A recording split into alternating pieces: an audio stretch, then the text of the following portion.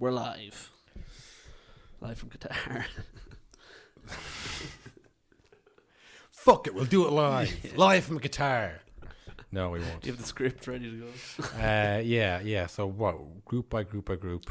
Yeah. And then we do a bit more on the fancy at the end, perhaps. Yeah. We'll see if this is part one or whatever. We'll see. But we'll give another plug for the fancy. Last time we did this, yes, two-parter. Yes. A lot of rambling. Yeah. Two-parter, which we decided after the fact. Yeah. Because we just rambled for 2 hours. This one is going to be... No one has listened to all that. Don't worry. This one is to the point. Yeah. This one is going to get you all the information you need. Yeesh. We're going to get stuck in. Yeah. We're going to give you the best information, the best tips. Mm-hmm. And it's going to be great. You could look up the articles, but we'll just do it for you. Exactly. Yeah, That's what this is all about. Only the stuff that matters straight into your ears. Yeah. No, honestly, that is nonsense. Nonsense. All nonsense. But listen, I've been on that road before. They're imposters. Nothing to ask me, for my opinion, a little bit unfair. But in between that, there was drinks. Why are you talking rubbish? Hello, everybody, and welcome to a No Nonsense podcast with Cahill and Will, World Cup Preview Edition. The big one. Everyone's buzzing for it. The World Cup. How has it snuck up on us? Because I'll tell you why. Because it's November. It's really snuck up. It's genuinely snuck up on us. It feels like it's Christmas already. Yeah, it does. Because it feels. This is the first time in my life I've ever thought, "Oh fuck! I hope this World Cup let's get on with it." It doesn't feel like a World Cup. It's in the way of things. Yeah, we're all gonna be at work. Yeah. Although I will say, hopefully no one. I don't think anyone work listens to this. I'm never gonna watch as much World Cup as I am this one. Every game is on when I'm in the office. Is it on during the day? They're all during the day. Starts at like 8, ends at like 5. Really? Every day, yeah. Okay, right. Well, I definitely won't be doing that in Me my either. workplace. I had my fingers crossed. Oh, yeah. It was on the table too, so I didn't see it. Yeah. But we have to take his word for that, folks. Yeah. But yeah, like we say, we did this before for the Euros. Yes. For our benefit as well as yours. Yes. You know, trying to get the real information that matters for this genuinely learn about tourney. Players who I've never heard of in my life. Yeah. But then you look it up and they're like, oh, they're that country's best player. Exactly. And when you see them score in an upset, you go, I know him. I know him. I know. So that's what hopefully you can do. Yeah. Annoy people. Annoy people and be right about things. Listen, mate, don't talk to me about Hannibal Mejri. I know all about him. Yeah, I've come heard. on. Yeah. A lot of people's tip for the young player of the tournament. Yeah, a lot of people would say that. Yeah. But look, I think we're going to get straight into it. Yes. If you forget all the talking we just did there, it's straight into it. Group A, Will. Yes. Is me. That's how this works. Yeah. Group A is me, and then you're going to what group? E, is it? I'm doing the last 4, you're doing the first 4. Yeah, I'm in the first 4, but we're going to switch over. It gets confusing when there's the letters, and then you got to mix up the numbers. Yeah. So, again, without further ado, Group A. Yeah. Senegal. Yes. Is it their year? Is it? No. That's what I'm saying. Yeah, I also agree with that. A lot of people are tipping them because they are the African Cup of Nations champions. So yes. Put some respect on their name, of course. But you know what? Telltale sign, when your best player's injured and you bring him anyways, it's like there's not a lot there, is there? Yes, there's no backup going on there. You know, and again, it's international tournament, so it's not. We're not talking about the Super League that is the Premier League, and you have 10 players just as good waiting in the wings. Yeah, every country's best player or one of their best ever players, maybe. Yeah, you're going to want to bring them, but also their left back is without club, and he'll probably start. Yes, that's not a good sign. I would be surprised if a team has ever won the World Cup with a player who is without club. That'd be a good stat for someone else to look at. I was about to say, I should look that up because it's very pertinent to what I'm talking about. Can I go on off the top of my head? No, I can't. But Senegal do. They do have a lot of known names. Yes. I was going to say Premier League talent, and I stopped. I said known names. Yeah, players. Players that you may have heard of. Nampals Mendy. No, not that Mendy. Not that Mendy. The Mendy plays for Leicester. Mendy. He plays in the middle along with Pepe Mate Sarr for Tottenham. Not the other star. Who also plays for them. Yeah, they do have him too. He scored a couple goals for Watford Yes. a couple seasons ago. And they have Idrissa Gueye, formerly of Everton, then PSG, and then back at Everton again. Yep. Is he striker or midfielder? He's a midfielder. Midfielder. And then, of course, Sadio Mane on one leg. Yes. And by the looks of it, they'll be happy to have, like, they'll put him out there. Yeah. I think he'd be happy to go out there as well. It does seem like players are like that for international tournaments where they're like, they don't, this doesn't come around often. I'll happily take 2 years off my career for this. Byron will be happy. Yeah. Byron will be really happy with that. Yeah. So yeah, look, Senegal, people are tipping them, same as I think Ivory Coast when they had that goal generation. I mean, a lot of times there's injuries, a lot of things didn't line up, but it's hard to back them. I don't think it's as much the case anymore, but I know when Ivory Coast were like winning the African Cup of Nations, the African Cup of Nations was like always rocked by scandal every year, or like some kind of like crazy situations would happen. So yeah, it's like I don't think it's that case now, but that was used to be the case. So it's tough to know what that means. When obviously we didn't watch the African Cup of Nations. No. A better podcast did. Well, it was on in the winter. Okay, the Premier League was on. How was I going to watch that? Yeah. Not like this tournament. Yeah, they didn't stop it for it. The Premier League is paused. Yeah. I think they have Koulibaly and they have Mendy in goal as well. So, it's a good team overall, but I think they get out of the group. I'll get out of the rest of the group and tell you why. Next in the group, Ecuador. Ecuador, kind of the other team. The other team in the group. Couldn't tell you a thing about them. I'll tell you one thing about them, Will. You shouldn't even be there. They're rotten cheats. They played an illegal player. They finished ahead of Peru. Almiron's team. We could have had it in the World Cup. It wasn't for Ecuador. They played an illegal player, an ineligible player, Brian David Castillo. Right. Went all the way to the court arbitration of sport. That sounds like a problem. The same one that these boys are these guys. I mean, I was about to say they're law themselves. I think they are the law. Yeah. They literally are the courts. Yeah. Do you remember when your man, the Atletico, or the Real Madrid keeper now? Yes.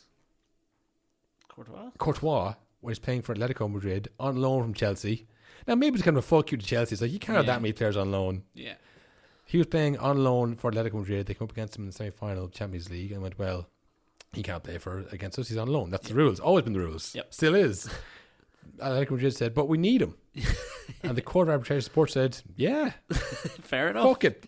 Let the boys play. Yeah. And he played and they won. Yes. Which is like totally against precedent.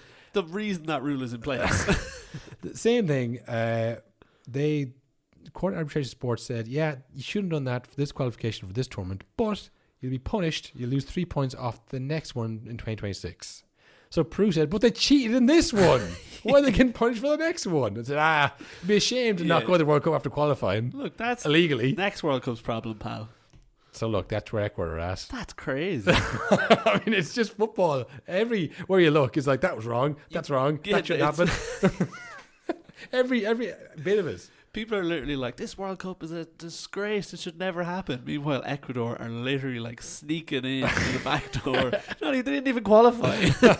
Oh, they did, but through nefarious means. You know, I don't know how. I don't even know if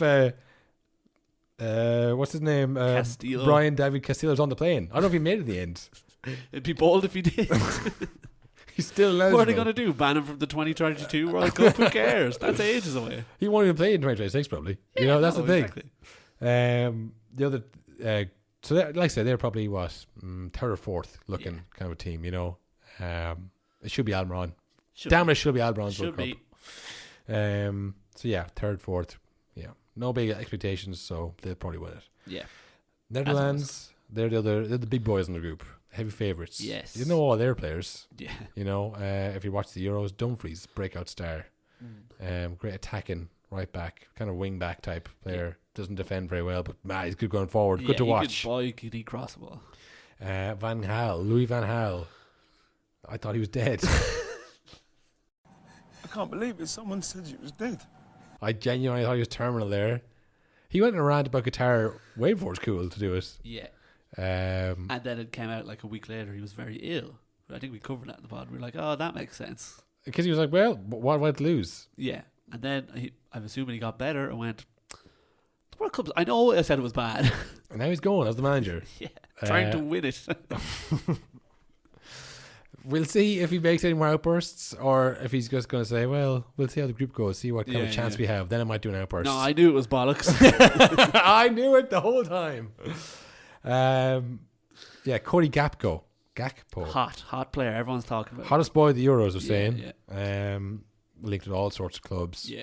You'll probably see him in Man United shirt sooner rather than later. I'd say after a romping 2 goals in the group stage of the World Cup. Yeah, huge money deal. Like say they've got I have Van Gaal here twice. Again, just really hammered home. Van Gaal is also there. Did you mean to write Van Dijk?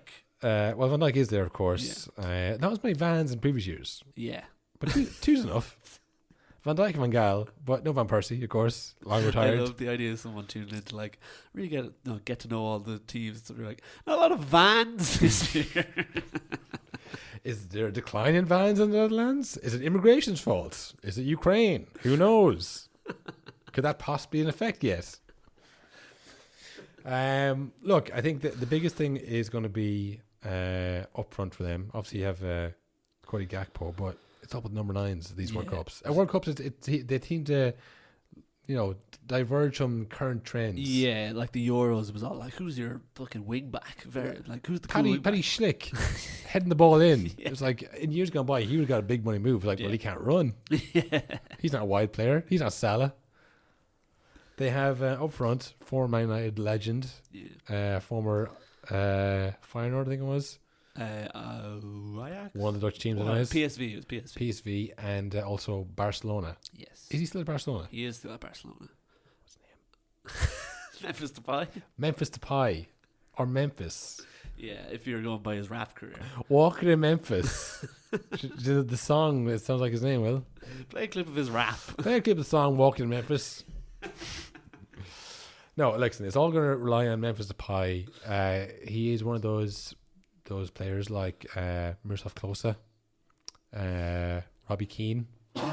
A bit harsh on Robbie Keane, I guess. He's pretty good at Tottenham. But some of those players play well for their country, despite what's going on in their club career. Yeah, it doesn't really translate across. So some might say, he was brutal at Man United. He was brutal at Barcelona, but he has scored a lot of goals. Yes. For Netherlands. He is nearly their top goal scorer of all time. Which, again, not to be sniffed at. No, that's very hard to do.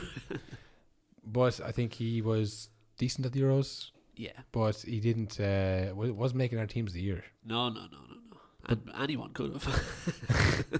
So that's, I think, the bar. If he has a great World Cup. And listen, the World Cup, it does mean people to your legacy, to your own ego. They all have egos. For him, he's thinking, this is the chance. If I was to come top scorer of this World Cup, the streets will never forget. The streets will the streets will never forget Goethe. Yeah, exactly. For scoring that one World Cup goal. So, I mean, it's all going to rely on him, I think. They have, obviously, good players like Van Dijk and Frankie de Jong. Yeah. Daley Blind, they're very experienced players. They still have Slilson goal, which that was a bit of a worry. I think it's a bit of a worry that they have Van Gaal as their coach, because I know I've seen a lot of him. Listen, again, you can't judge anything on Man United. That is true. Yeah, it's been a circus for years. It's true. The wheels have fallen off. So yeah, they're the favourites of the group, and I'd be surprised if they didn't win it. The other team in the group is obviously the hosts, Qatar. What can you say? Look, the hosts always do well. The hosts always, inexplicably, they always do well. Well, except for in Russia, where it was quite explicable what was going on. Remember, they ran like 4 times as much as any other team. Yeah, they're just bigger and stronger and much faster. Yeah, but steroids never helped me kick football better. Yeah, wasn't that like a take in like the 70s? Yeah. It's like, yeah, but yeah, they're fast aerobically. A lot of the game is played running. It's hard to push them. That would be cool if Qatar did that. I could see that. I could also see huge efforts to match fix. Huge. Yeah, like it's hard to do at that level, but I think they'll give it a go. They've got the resources. Look, money doesn't matter. There's no rules. Well, look, I'll tell you what, boys. They drew at us. Yeah. They drew us 2 years ago. Yes. So in the early days of the Kenny and in the Kenny we was figuring it out. project. So think back to us then. Yeah. They drew with us then, assuming they're the same as they are and they haven't really improved. That's what you're looking at. You look at Arsenal Fucking hell. Ireland, Yeah. 2021. No, 2020, wasn't it? 2021. Maybe early 2021. But yeah, cut around there. Ireland 2021 in this World Cup. Duffy up front, essentially. Yeah. That's what you're looking at with these Qatari boys. Yep. Possibly up the gills with performance enhancers. Up their pockets in money. The refs will be. And I can see that. Not a gay man within 1,000 yards of any player. Yeah. So that's what Qatar is. That's Qatar brings to the table. Probably finish bottom of the group. I could maybe see them finishing third. Yeah. As the host team thing. Because they're used to the fucking heat, maybe. But I don't know. I don't see them come above that. Well, once again, rely on their star player, Akeem Akif, who had a fallout with Xavi when he was manager there. But Xavi was very glowing about him after they won the league, which, you know... He did it. He did it. Yeah. And maybe he was like, after they won the league, like, I love him. Yeah. I love this man. It's all worth it. This man is the greatest man. No, stand up, Seamus. Maybe it was a bit like that. Who knows? But that's their star player. Fucking like, you just got me the Barcelona job. I love this man. So yeah, look, it's their hosts. A lot of them, the hosts wouldn't qualify otherwise. They definitely wouldn't qualify otherwise if they weren't the hosts. I think they should be the hosts. That's right, we're the bad boys. Calling out Qatar. We're saying what everyone else is afraid to. Is this World Cup actually bad? And that's Group A, folks. My predictions is Netherlands 1, Senegal 2, Qatar 3, Ecuador 4. There you go. And we'll jump to Group E, which I would say one of the tougher groups. One of the I wouldn't call it a full-on group of death though, because there's one team much worse than the other three. Germany, Spain, Costa Rica, Japan. Okay. I would say Costa Rica are going to struggle. Yeah. Even though was it the last World Cup or the one before where they got to the last 16? Or no, the quarterfinals in 2012, 2014? 2018 was the last World Cup. 2014 before that. In 2014 they got to the quarterfinal. With Brian Ruiz. And the girl played for Arsenal for a bit. Yes. Guy's name. Me too. I'll cut that bit. Banter era stuff that was. So. So first off, we've got the Germans.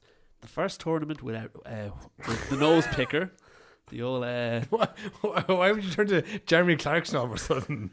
Scared like the Germans. They're like, he picks his nose, the prick. It's the first tournament without him since 2006. They had a tough few years there. Yeah. The team transition, you might say. Yeah, and it felt like remember they hammered Brazil.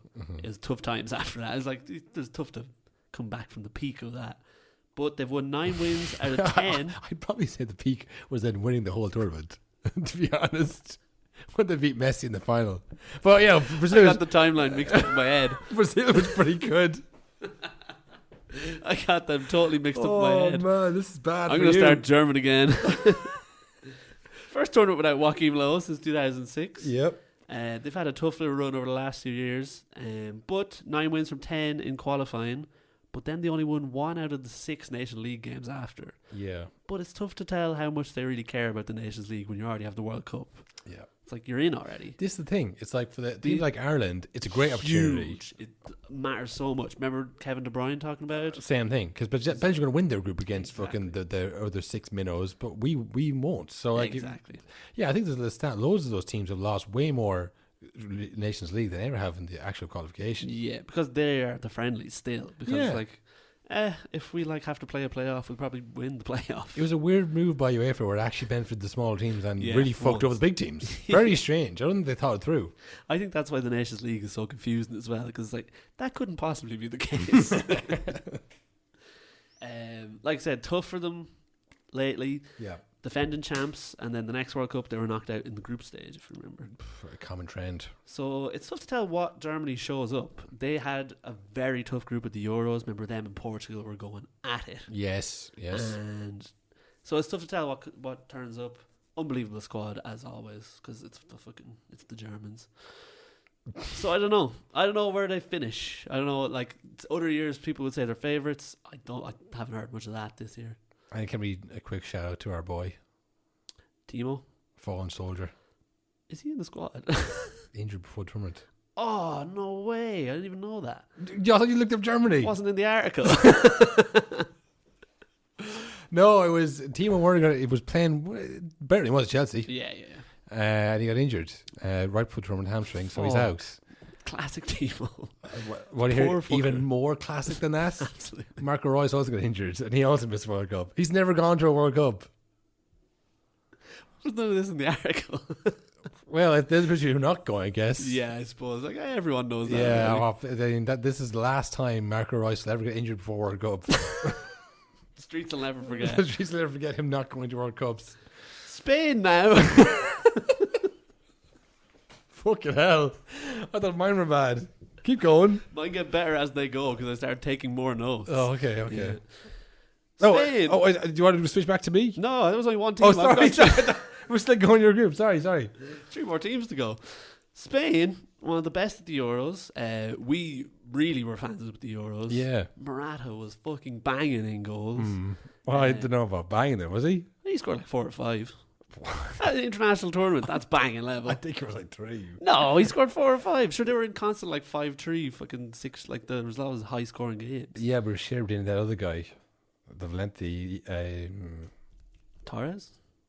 The guy who plays for that yellow team, not Valencia, the other ones, Villarreal. The guy Moreno. Yeah. So they scored like 5 between them. Who they're not bringing this year. Are they not? No. He's not going. Ramos not going. Yeah. Thiago's not going. And who's the 4th one? There was another big name not being brought. Piqué. Well, yeah, Piqué. Piqué decided himself. Piqué was named in the squad, the 55-man squad. And then he retired. What happened to Piqué? Well, Piqué, there's a few theories out there. Yeah. One was that he's the highest wage left on the Barcelona wage bill, and they're crippled by sanctions and whatever. They're selling off their hair and teeth to keep the club going. The levers, as they call it. Yeah. So he had a huge pay for the end of the year, and also deferred wages, which he... Yes, I remember that, yeah.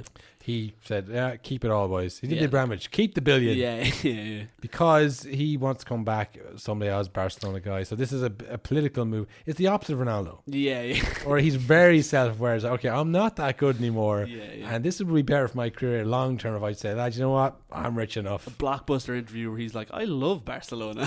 Crying at the... Yeah.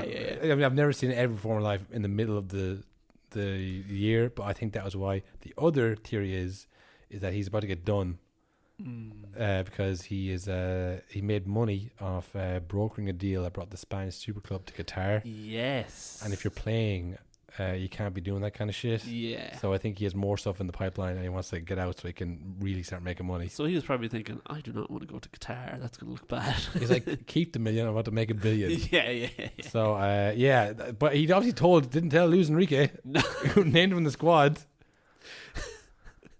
I didn't know that either. Yeah. I mean, imagine how pissed off Ramos is. The guy who, he was always the better centre back. He's like, Piqué, Ramos, look, I have to go with Piqué. I know he won't let me down. Yeah, and then Piqué retires. Eric Garcia it is. Laporte picked up an injury. Oh, yes. He is in the squad, still going. They're doing that thing, which we just mentioned. Unlike Ramos again, yeah. So there must be something else going on behind the scenes. We're just like, no, fuck you, pal. Well, what age is Laporte? Like 27, 28? Yeah, he's around that. So in 2 years' time for the Euros, he'll be still, for a defender, that's grand. Yeah. Ramos, you'd imagine, won't be around. This is surely the last one, yeah. And it's so hard. You want your centre-backs getting to know each other. It's so hard to create continuity in international squads. And, they're probably not going to win. I mean, I'll leave that to you. But are they going to win this year? I think they'll do very well, again, like the Euros. Because I think they're weirdly underrated. Because, they had the long period where they weren't Spain. Yeah, well, that's the bar is set so high. Yeah, exactly. But so they kind of get weirdly... And again, like I was saying, Morata, who's did really well, can score goals. But people are like, Morata, I remember him at Chelsea. It's like he's played for so many top teams since then. So I do think they'll do well. I think them and Germany will get out of the group, and I think Spain will go pretty far. Yeah, I'm not too sure what the breakdown is. But depending on who they play, I could definitely see them. We're going to play that predictor game on those websites, see what happens. Third in the group, then we've got the Japanese. I don't know why you said it like that. Because the notes weren't loading. I was trying to remember. Oh, okay, right. We got Japan. I thought you were doing an accent. Okay. So, interesting thing about Japan, they had like a goal in mind to build a new generation over the last few tournaments. Mm-hmm. At the last World Cup they were at, which was the last World Cup, no one on the team was younger than 25. Okay. So they were like, this is the last chance. Let's just get all the stars are here. We're not blooding in anyone this year. Right. And then from now on, all of you are gone, and it's all new young players coming in. Mad. So that's the plan. So it's a really young team, lots of like fresh talent, like lots of loads of debuts. Yeah. There's only 2 starters from the last World Cup who start now. Okay. So it's like a totally new squad of players. But because of that, people don't really know much about them. Right. And like they haven't really played together much. They did unbelievable in qualifying, but the Asian qualifying, like the level is pretty, like they play a lot of like island teams and things like that, like Oceania teams, things like that. Yeah. So in qualifying, they scored 58 goals and conceded 6. Wow. So it's tough to tell what that means. Are they amazing, or are they just like, it's such a jump in game from game to game? Like, They can only play who's in front of them. exactly. It might be a herd of Mongols on a horseback, or it could be Islanders. Exactly. But that's what I mean. This is a tough group though, because they've got so many like inexperienced players. You have to play Germany, you have to play Spain. It's a tough group. It's tough. 3 players to watch. Yeah. Arsenal player Tomiyasu is in the squad. I was injured. So did I. He's in the squad though, but I don't know if he's going to be playing. Again, it seems like everyone's doing that. But I think everyone can bring 3 more players this year than usual. Yes. So people are like, bring him. Like, yeah, if he's fit for the last or 16, even like, it's good to have him around. Like, fucking card tricks Yeah, and yeah. sing songs, that kind of stuff, you know. classic bit. Classic bit. After that, Takefusa Kubo, Mm-hmm. who for a little, he got signed to Madrid, and for a brief period was like, oh, he's the next, he's the guy, you know, like does lots of tricks and he's young, he's going to be Messi, was the idea. Immediately loaned out, hasn't done much since. But people are like, now is like he's starting to like get his head down. One to watch because it's always like, there's always one every tournament where it's like, that's the guy, we got the new star. Mbappe out, Haaland out. And then third is Ito, who their manager has come under criticism in that the whole team is built around Ito, who's a winger. Okay. And apparently he's not even that great, but he's just so fast. Really? He's so fast. They've had a few of them actually, you know. Yeah, and that's like the thing is that apparently there's tougher games where it's like switch it up a bit. And he's like, no, just keep running at them. It's like they're in their own box. I can't. So that's the thing. So that's Japan's team. Interesting ones to watch. And Japan always, I feel, win like the likeable award where it's like, oh, their fans cleaned up and all that. Yeah. So I wonder will that happen again this year where it's like, wow, what a great bunch. That's kind of condescending towards them. I love that when they go, wow, look, the fans clean up in the stadium after themselves, and then no one does it. I'm never doing that. I wouldn't. They were like, I'd never clip other people's stuff. Yeah, looking on your phone like, wow, the Japanese fans are amazing. You'd put yourself in the middle. You'd never clip after somebody else. Yeah, so they should fuck clean up themselves. Finally in the group is Costa Rica, who reached the quarterfinal in 2014. You know, in America, well, they call it Costa Rica. Very cool. Yeah, just some working on the lingo. Yeah. We'll get to for the World Cup of Soccer. Yeah, the beloved. That's right, folks. I'm doing it. I'm doing the voice. Sorry, Wilk. I could crash that. I couldn't resist. Star player at the moment, which is always a bit of a worry. Brian Ruiz. Keylor Navas, I would say. Is he in? He That's the star player? That would be their star player. He's their biggest name they have. Whenever your goalie is your star player, and it's like, wow, he always saves us, that's usually trouble. And you're talking to a Man United fan, folks. He knows all about it. All about it, exactly. Their new coach, Luis Suarez, not that one, different one, started in the middle of 2021. Yeah. He's had a tough time of trying to figure out the best team for the tournament. Since he started, again, middle of 2021, not too long ago, he has given debuts to 22 players and tried 77. Oh, he gave everyone in the country a call up. But it's because he's got they're under strict, not rules, but they've got goals in mind. Yeah. Defender Kendall Waston, might be saying that wrong, Waston. He said, we want to go to the World Cup with the aim of winning it. Many will say that we're crazy, but let them think that then. Oh, that's what we want you to think. Yeah. We're the crazy guys. Yeah. So I don't know if they go together of like, we're going to win the World Cup. While the manager is like, try the 77 players. Yeah. I've never seen them before. That's amazing. 77 players since 2021. Since August 2021. So just over a year. He's tried everyone. You can't say he hasn't given that a chance. Could you name 77 Irish players? He's off picking a reputation. I'll give him that much. Wow. So that is Group E. What's your prediction for that? I would say Spain, Germany, Japan, Costa Rica. They're not winning the World Cup this year. Oh, what? I don't think Keylor Navas is guiding them to the tournament. You keep thinking that, Will. You keep bloody thinking that. I'll show you. Right, on to Group B. So, England. No home advantage this time, England. No awards for them cleaning up after themselves, I'd say. I wouldn't say so, Will. If they go at all, yeah, I don't think it'd be much crack for them. There's not much of a buzz, which they're all like. I don't think England have a World Cup song this year. There's no chant. No, you know what I mean? Which there always is.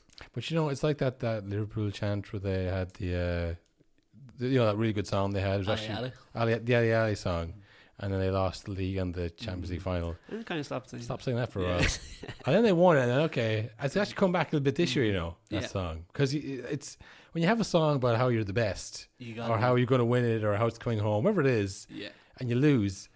The most obnoxious person in the world, still kind of feels a bit silly. Like, I don't want to sing it again. I only thought that right now when you said that. This is the least I've heard. It's coming home. Do you think the Euros was so traumatizing because that was like the peak of it's coming home, and then to the point where they got made fun of it after like fucking was it Benucci or Chiellini said it? They were shocked at how much they got made fun of. Yeah, they were. Gary Lineker was just joking. He was just joking. Gary Neville as well. All the Garys. Yeah. The Garys were like appalled. They're like, whoa, what is this from? You guys actually don't like us? Yeah. So now they're a bit quieter. The people who, there's always been loud people, but I think the people who got caught up in this really, really got taken on a peg. Yeah. And it sounds like I'm smiling, I'm saying that. I'm not. Yeah. But I'm just saying, they have been shut up. We've never been so happy at the podcast. I'm telling you, I think that's what it is. It's like it's tough. It's a tough loss. And then when people gloat in your defeat, you go, okay, well, I don't like this.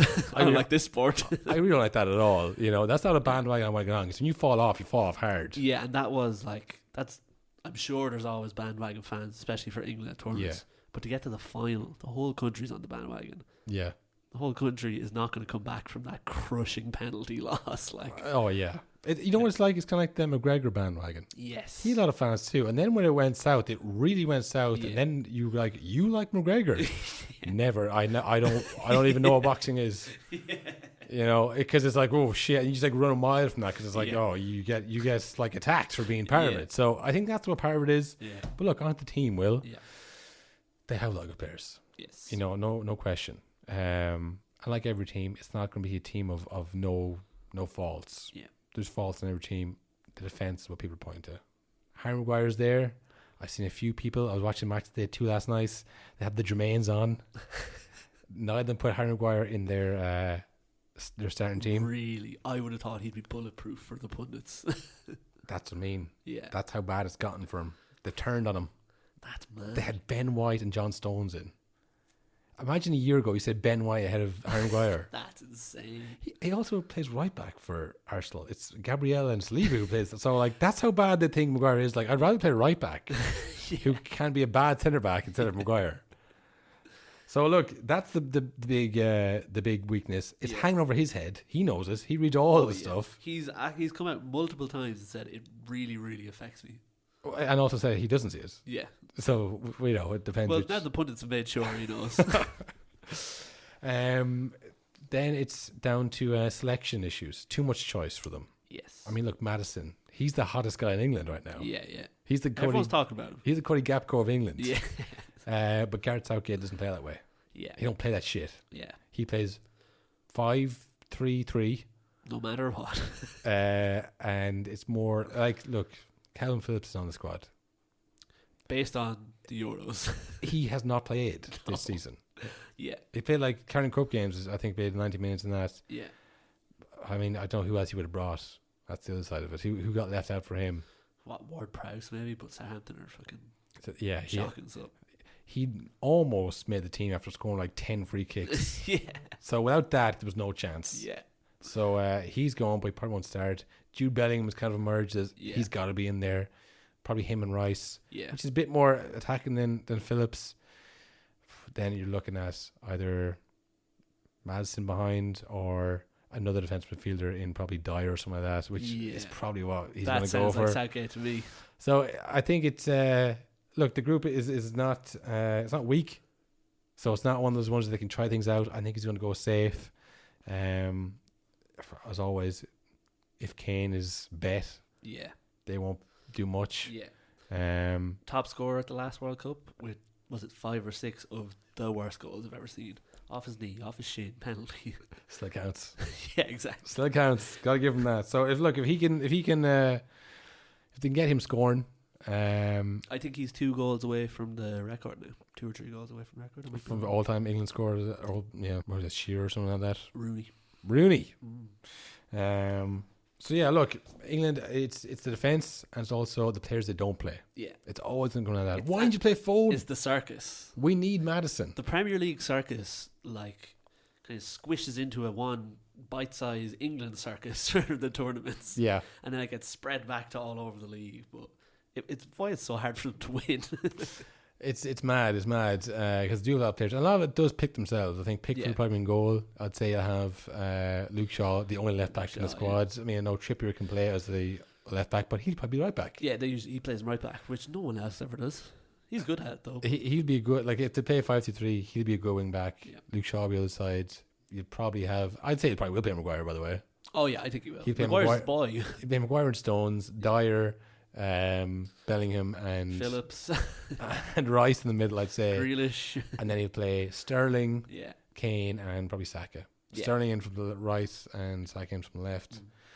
And then like, why isn't Foden playing? Why isn't Maz playing? Get Trent on. He'd be splitting that defence apart, and that's where it'll fall down. But they'll probably still win the group, I'd say. Tough year for the right back power rankings. A lot of injuries, a lot of out of form. Yeah, I mean, look, it's again the players who aren't going. Reece James was injured. It was huge, like such a loss. Yeah, no, he's better than Trent, I would say. On the other end, then on the other side, our boy Penn Chilwell, who that seems so long ago now. That reference doesn't even make sense. No, what's the last time he scored a goal? He went through a spell after he's called him Penn Chilwell because his name sounded like Penn Chilwell. He scored like 3 goals in a row, like the Carling Cup. Barely played football since. No, he's been struck with injuries. And he's very, very good. Yeah, really good. But yes, look, I don't know. I think England's time has come and gone.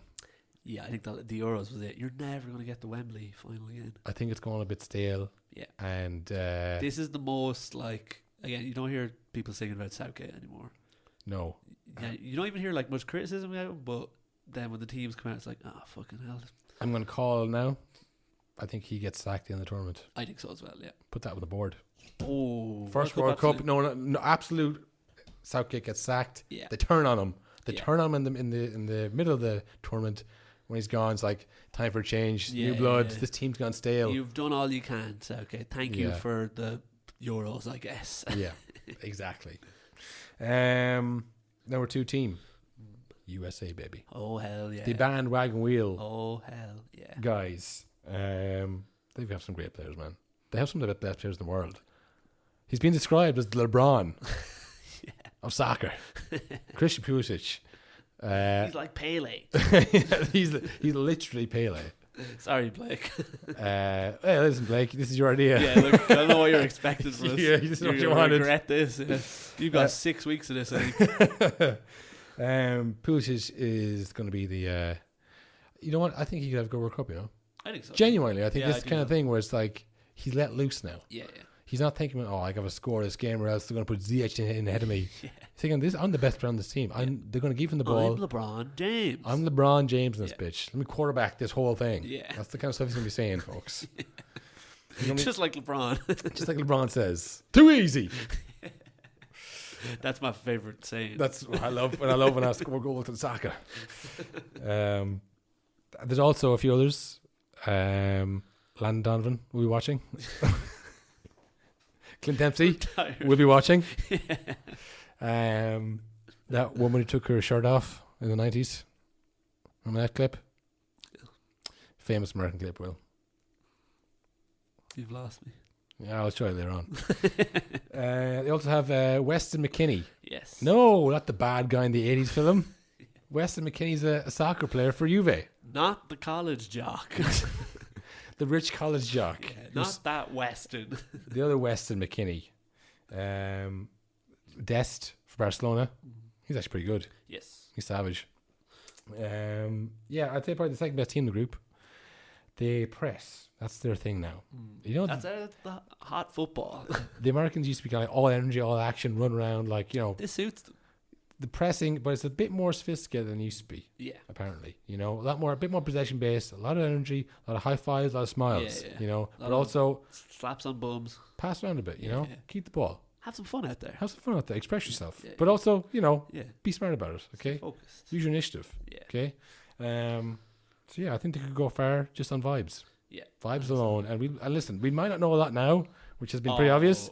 We're going to get We're balls deep, Yeah. to borrow an American phrase. We talked balls deep. We talked about a Turkish player for a solid 2 years because we looked at some games online. You best believe we're going to have every bit of information you could possibly need, and some you don't. Yeah, we're officially on the USA bandwagon. The first people probably use the word bandwagon, I'd imagine. Yeah. Feels like a Southern American thing. Yeah, I'd say so.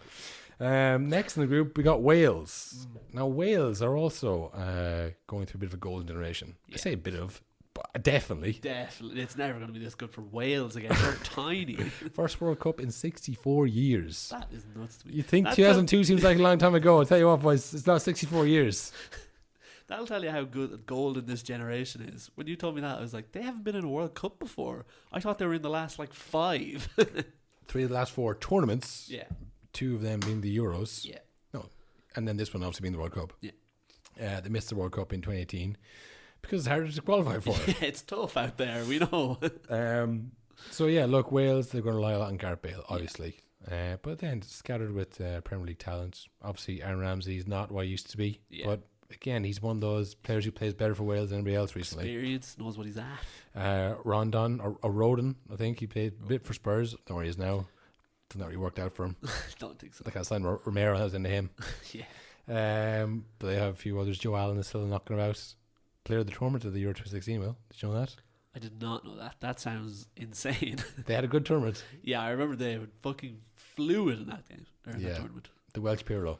Yeah. Because of his hair and his playing ability. Yes. You know, it's going to rely a lot on him. If he can still string passes together, just like Brendan Rodgers taught him, then they could have a good World Cup.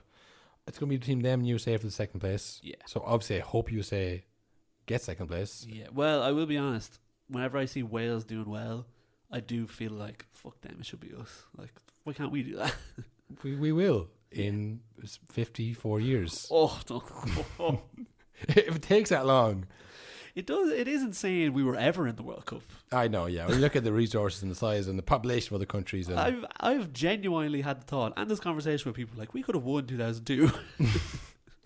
We could have won the Euros if we had Jack Grealish and Declan Rice. Yeah. 100%. Easy. Wales got semi-final. Yeah. With Wilshere and Bale. They would have the same effect.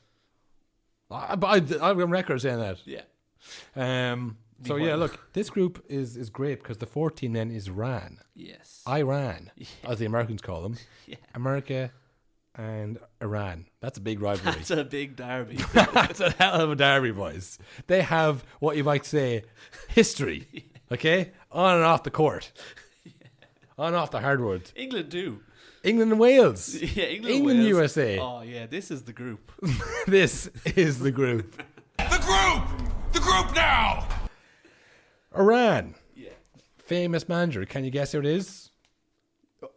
No. No. No, it's Carlos Queiroz. Which, you know, you'd say, steady on there, Carlos. I mean, you're going to Qatar with a name like that. You want to be careful. No? Might make the cut. You're edit. You'll decide. Yeah, You'll judge I'll that. make a call on that one. You know where that one's going to go. Their star player, Mehdi Taremi. Now his father tearfully exclaimed into a TV screen, he wished he'd gone to Europe sooner. He's that bloody good, Will. 30 years of age, coming into his prime. Yeah. He went to Portugal, was there for a year, signed for Porto next season. He was like, this guy's the best player in the league. Get him the best team in the league. They're very defensive, playing the counter-attack. It's all rely on Mehdi Taremi. But, there's a lot of protests going on around in Iran. Yeah.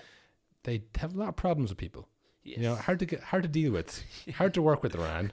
A hassle, people might say. You know, prickly characters, but they kind of don't mind Qatar. Yeah. If they're protesting something, it won't be because of the workers or the gay rights. It'll be because of their own problems. The Qatar is good people, they say, in Iran. Yeah. Other countries in the Arabian Peninsula, not so much. But Qatar, I got no beef with you yet. Yeah. So yeah, look, that is the group to watch, folks. Yeah. Iran, USA, Wales, England. Then the next game, you know, Wales, USA, England, USA. It's the political effect more than anything. Don't mind the games. Watch the news. You know what's going to happen is that, like, out of all of this, there's going to be a massive, long-lasting rivalry between Iran and Wales, and they'll never meet. Like, but when they do, like, oh, I cannot wait to get these guys again. Do you remember the World Cup 20 years ago? Oh, those bastards! Like, listen to the Danes. Exactly. That's what it's going to be like. Yeah. Hopefully less one-sided. Yeah. So yeah, again, I had to guess the order of the group. USA first. England have a calamity, I think. They won the games. I'm feeling that too. And I'll finish second. And I think Wales third, Iran fourth. So Wales in the Europa League and Iran go home empty-handed. This is the group. Feels solid. Rock solid. And I'm proud to be a part of it. And Group F, which is a weird group because it's got two big teams, two smaller teams. But too big, too small. Too big, too small. But I think my favourites in this group are one of the small ones. I'll get to that in a sec. But first we've got Belgium. The golden generation's last chance. Oh, is it? How many are left? I think this is it. They finished third in the last World Cup. Yes. The main boy, the much maligned Romelu Lukaku. Oh yeah. Has played only one international game in the last year from a mixture of injuries and also from having some other stuff going on with his club career. Oh, yeah. So I don't even know if it was the form or more so it's just like, I'm trying to sort a transfer here, play someone else. But in that time, they've been playing Batshuayi. Michy Batshuayi. Who has scored 4 in 8 goals in his last 8 games. So he's flying it for them. Never doubted that guy's talent. Yeah. But a perennial, like, bounce around everywhere. He went to Chelsea when he shouldn't have gone to Chelsea. Yes. Happened to a lot of players. Yeah, you got sucked into the vortex of loans. And then you go on loan and be like, well, he's just a loanee, you know, how good can he be? Speaking a different language every season, trying to work it out. Yeah, it's tough to get going on a loan. Lukaku's in the squad. He's apparently fit.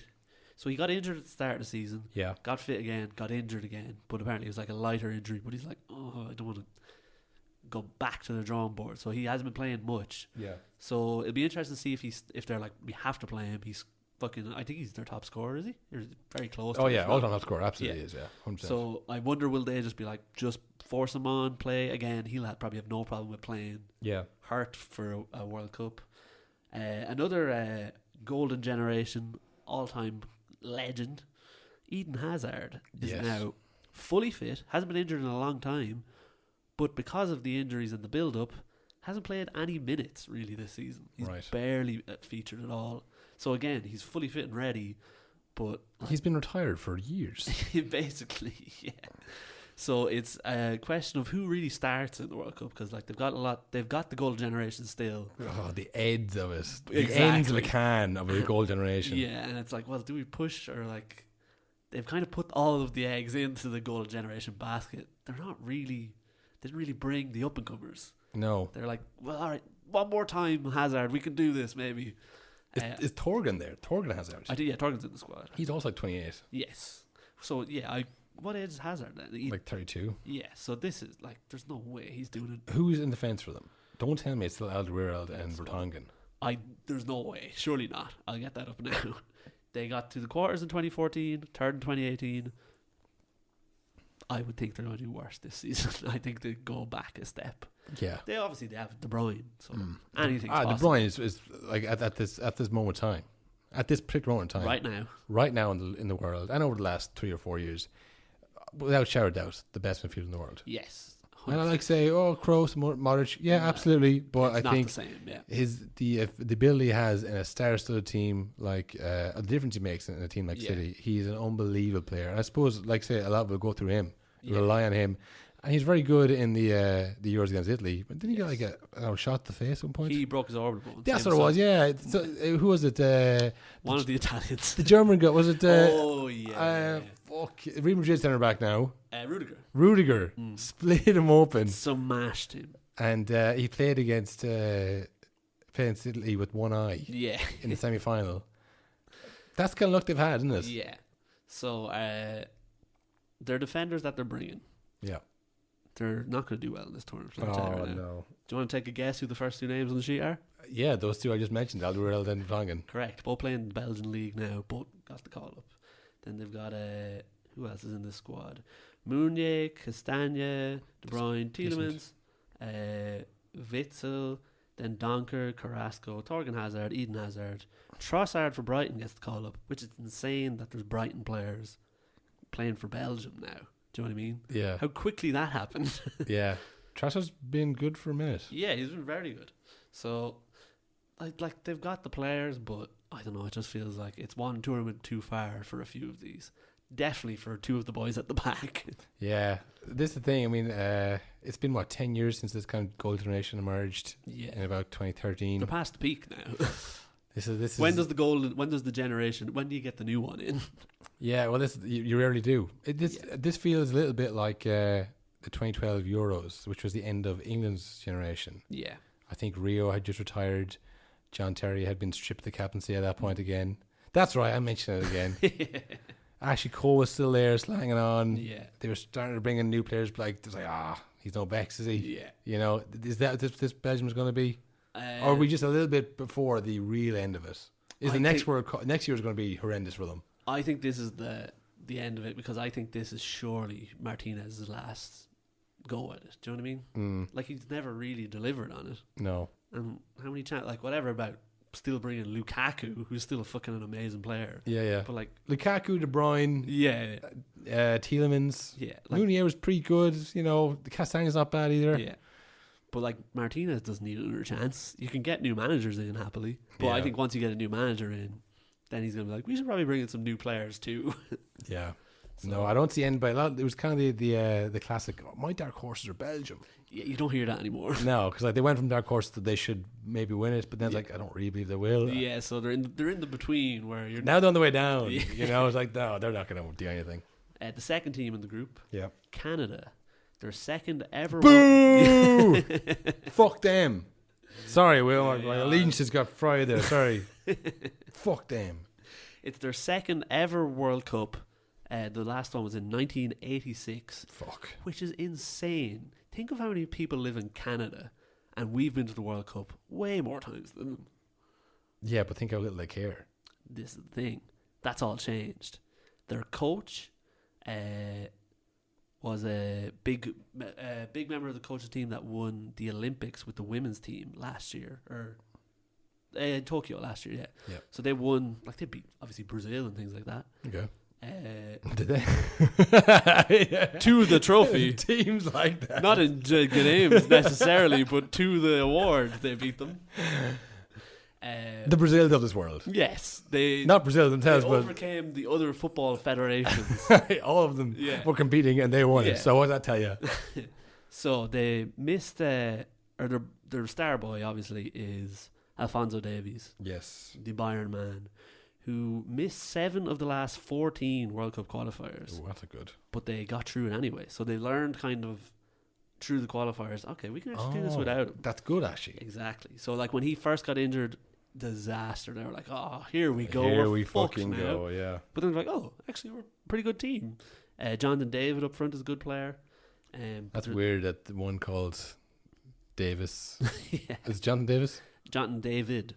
And then the other guy's Jonathan Davis. No, Alphonso Davies. No. I'll cut that. Or you cut that. Yeah, whatever. You made the call. At the moment, though, there's something hanging over the team. So during maple syrup. Am I right, guys?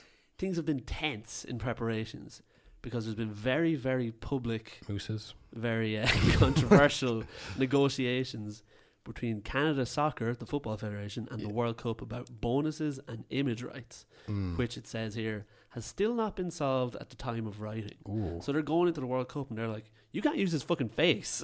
Oh, okay, right. So they want to get money for the. It's a hassle in the background that obviously you don't need. No. It's your first World Cup since the 80s. This is huge for them. Huge. You want to know how huge it is, Kyle? Yes. They have never scored a goal in the World Cup. The first player to score, if they score a goal in this group Sounds stage, all right to me. yeah. So whoever scores is going to be the first player to score a goal for Canada in the World Cup. Wow. But in the qualifying, if those losers manage to get one lousy goal. This is the thing. In the qualifying, they scored 50 and conceded 8. So they're pretty good. The Japan of the West, they call them. Who were they playing? What islanders were they playing? The USA. Who else were they playing? Who? Is this like when they beat Brazil? Did they actually play USA and beat them 50 goals to 6? Yeah, there's only one game. Oh my God. They're very At least it's over 2 legs. Third in the group, we've got Croatia. Finalists last time. They topped their Nations League group. Yeah. Which featured France, Denmark, and Austria. So they've still got it. Oh, shit. Pretty good. Not bad. Modric, not a bad player. He still got it. Still kicking. Their manager, Zlatko Dalic, looked like he was on the way out over the last few years. After the World Cup final, kind of took a dip. A lot of players were like retiring. Yeah. Didn't look like it was like all right, time to freshen things up. But he's pulled it back. Again, topped that Nations League group. And he's turned the public's perception around. They were like, out. And now they're like, we're going to win the World Cup. It's a fresher team than last time. Again, like I said, a lot of the players are retired. Yeah. Modric is still there, still as good as ever. Yeah. Doesn't seem to have lost a single step. He really hasn't. Seems to get better with age. Yeah. Like a fine cheese. Yeah. So like their squad is, again, full of names, which it feels like that's all you need, really, to know if a team is good or not. Have I heard of the players? Yeah. And they've got, like, obviously Perisic. You've got Perisic, Kovacic, Brozovic. Dejan Lovren is still there, who I remember when we did the Euro thing was like, this is his last tournament, he said openly, and he was very adamant about it. Oh, yeah. So I don't know if he was convinced or he was forgot. He's going. No one listens to the Nonsense podcast. Yeah. So again, it's always tough to predict with Croatia though, because it feels like every time they get further, like, wow, Croatia are doing really well, even though they always do really well. Yeah, they're a great team. Great team, exactly. Bit of a gold generation themselves. That's 100%. They got to the World Cup final. Like, you won't see a player like Modric every generation. No, like I would say that he'll go down as the best player for them of all time ever. I mean, it's going to be impossible to top him. Like, probably one of the best, probably if not the best midfielder of his generation. Yeah, exactly. So like that's. Again, tough to tell where they'll go. I think they'll do okay though. I don't expect a disaster for them. Yeah. Then the final team in the group is Morocco, who they have an interesting attitude coming into the thing. Remember I said earlier about Costa Rica saying we're going to win it, and that's that. If you don't like it, tough, suck it up. Yeah, yeah. Morocco are taking a different tact. They've their manager, Walid Regragui. He said, "We're going to Qatar with no pressure, but our goal is clear." To qualify for the second round. Yes. So he knows. Realistic. That's what you want to hear. Like, that's all you need. They've had a very odd run up to the World Cup. Okay. Their last manager is one of the unluckiest men I think I've ever heard of, or a serial self-destructor. Oh. Because he lost his job in August. Where was he working? Morocco. Oh. He was manager of Morocco. Oh, yeah, okay, right. Yeah. So he was managing them. They had a poor African Cup of Nations, really bad, much worse than expected. And he also had a very public falling out with Hakim Ziyech at the same time. Yeah. And position was untenable. He has to go. Which, like, that doesn't sound too mad. Yeah. This is the third time in his career where he's qualified a team for an international tournament and then been sacked before it started. Oh, what? Yeah, 3 times. So it's tough to. A new manager came in August. 3 times been ditched before the dance. Yeah. So their new manager is not a lot of time to prepare, really. Like August, September. He has a winning team. What more does he want? I think that's why he's like, second round would be amazing. For the work versus reward I would get for second round would be unbelievable because I've done nothing. Now, in any other year, manager gets sacked in August, you have like a full year almost to prepare. He has had 3 months. Oh.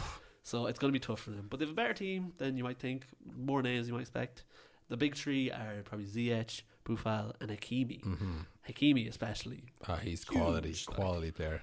So I think I could see them doing okay. The Moroccan Trent, they call him. Yeah, I can see them doing okay. But that is a pretty tough group because it feels like they all have a lot to play for. Yeah. In that Belgium, this is it. They're there for the taking. There for the taking. Canada, it's their first World Cup. Really, they haven't scored yet. This is the big one. They'll never have these many good players again. It feels like for them, I'm sure.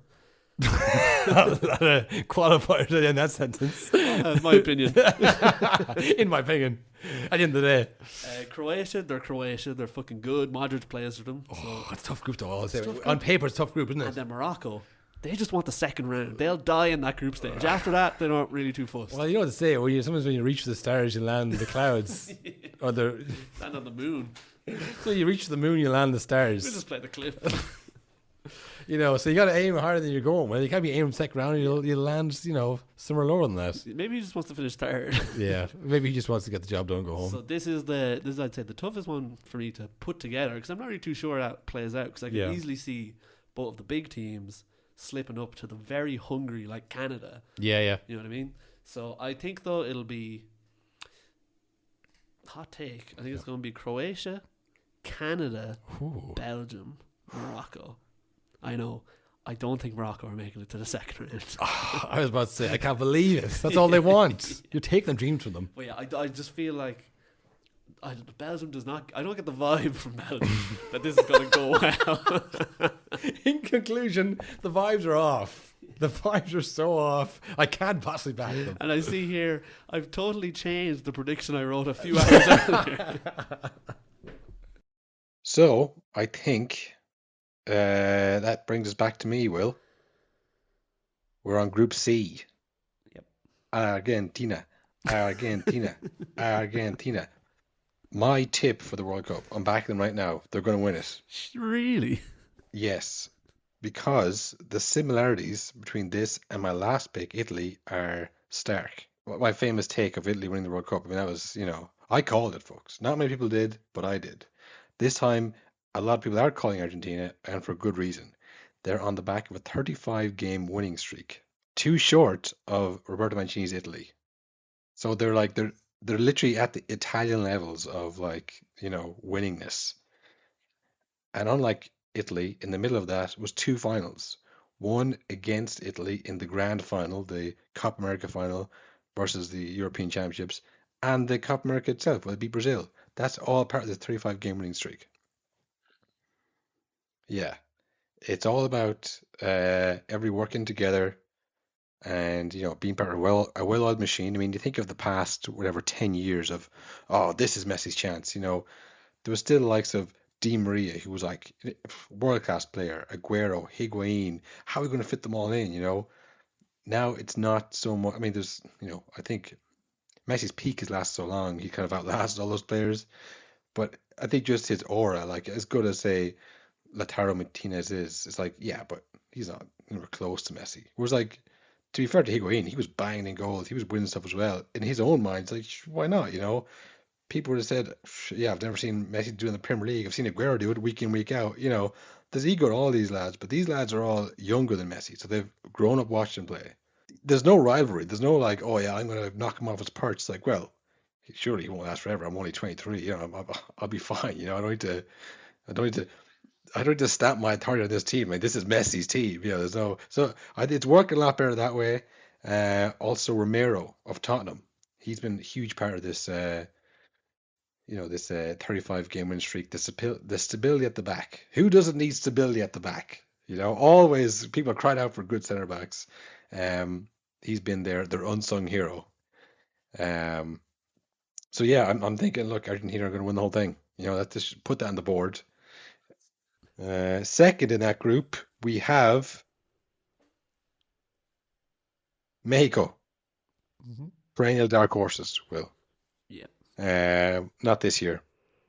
No, apparently. Not even dark horse. Not even dark horses, no.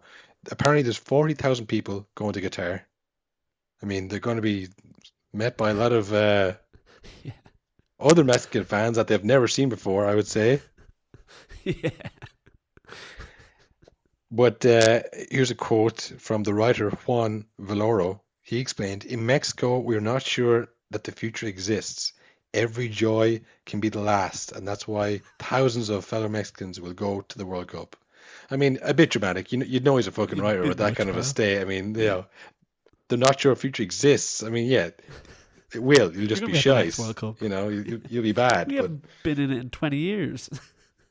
I think they're feeling this melodramatic wheel because they've recently lost to the USA. They lost to the USA in the Copa North America, I guess, or whatever the fuck it's called. Again, it's like it's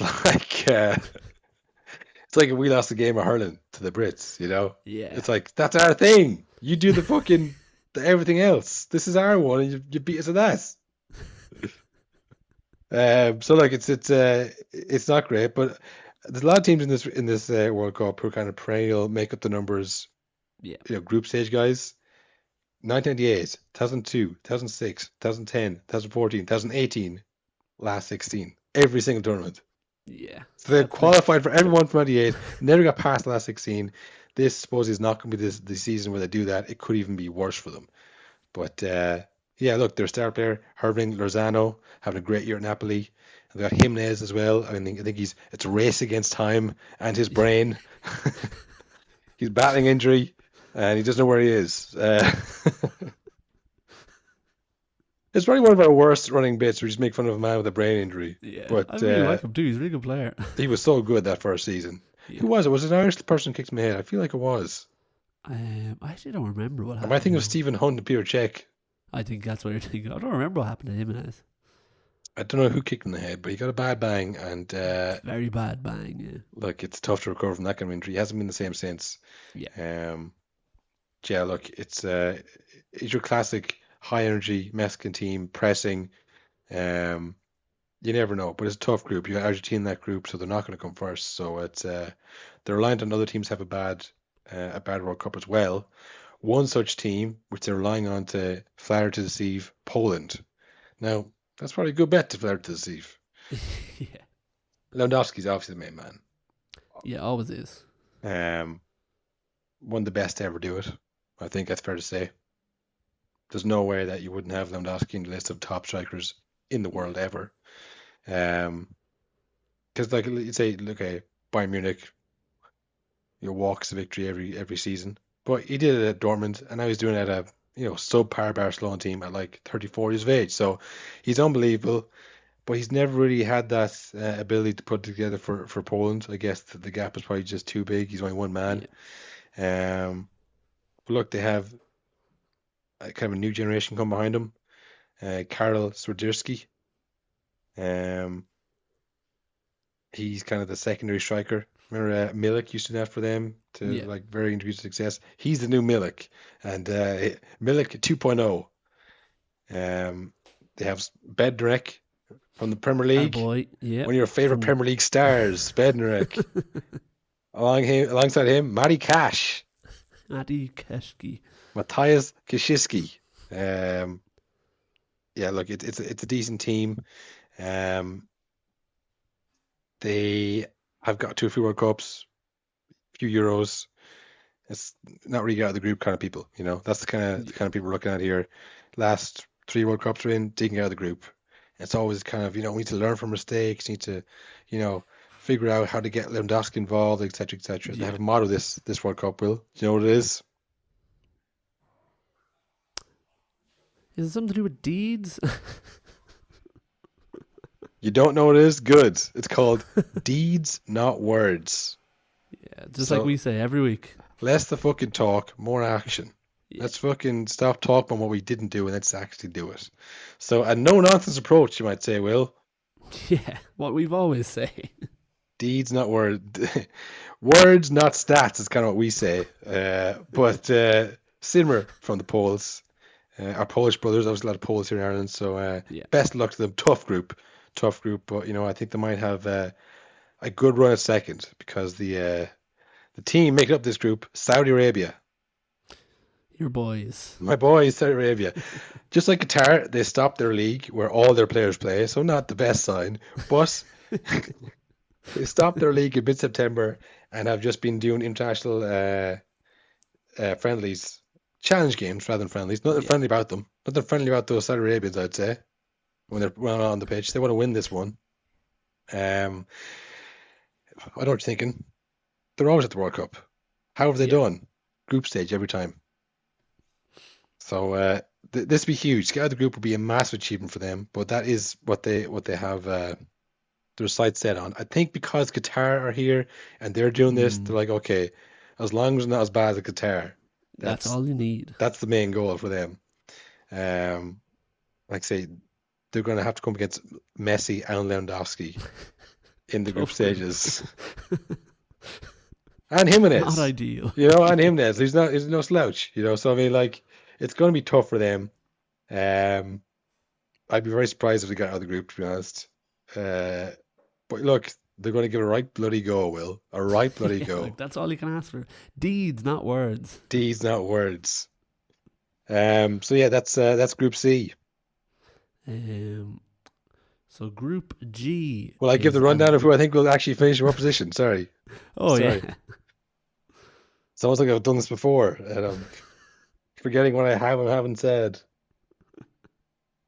I would say Argentina 1. I would say Poland 2. And you know what? I'll give it to the Saudi Arabians. They'll finish 3rd. Europa League for them. Wow.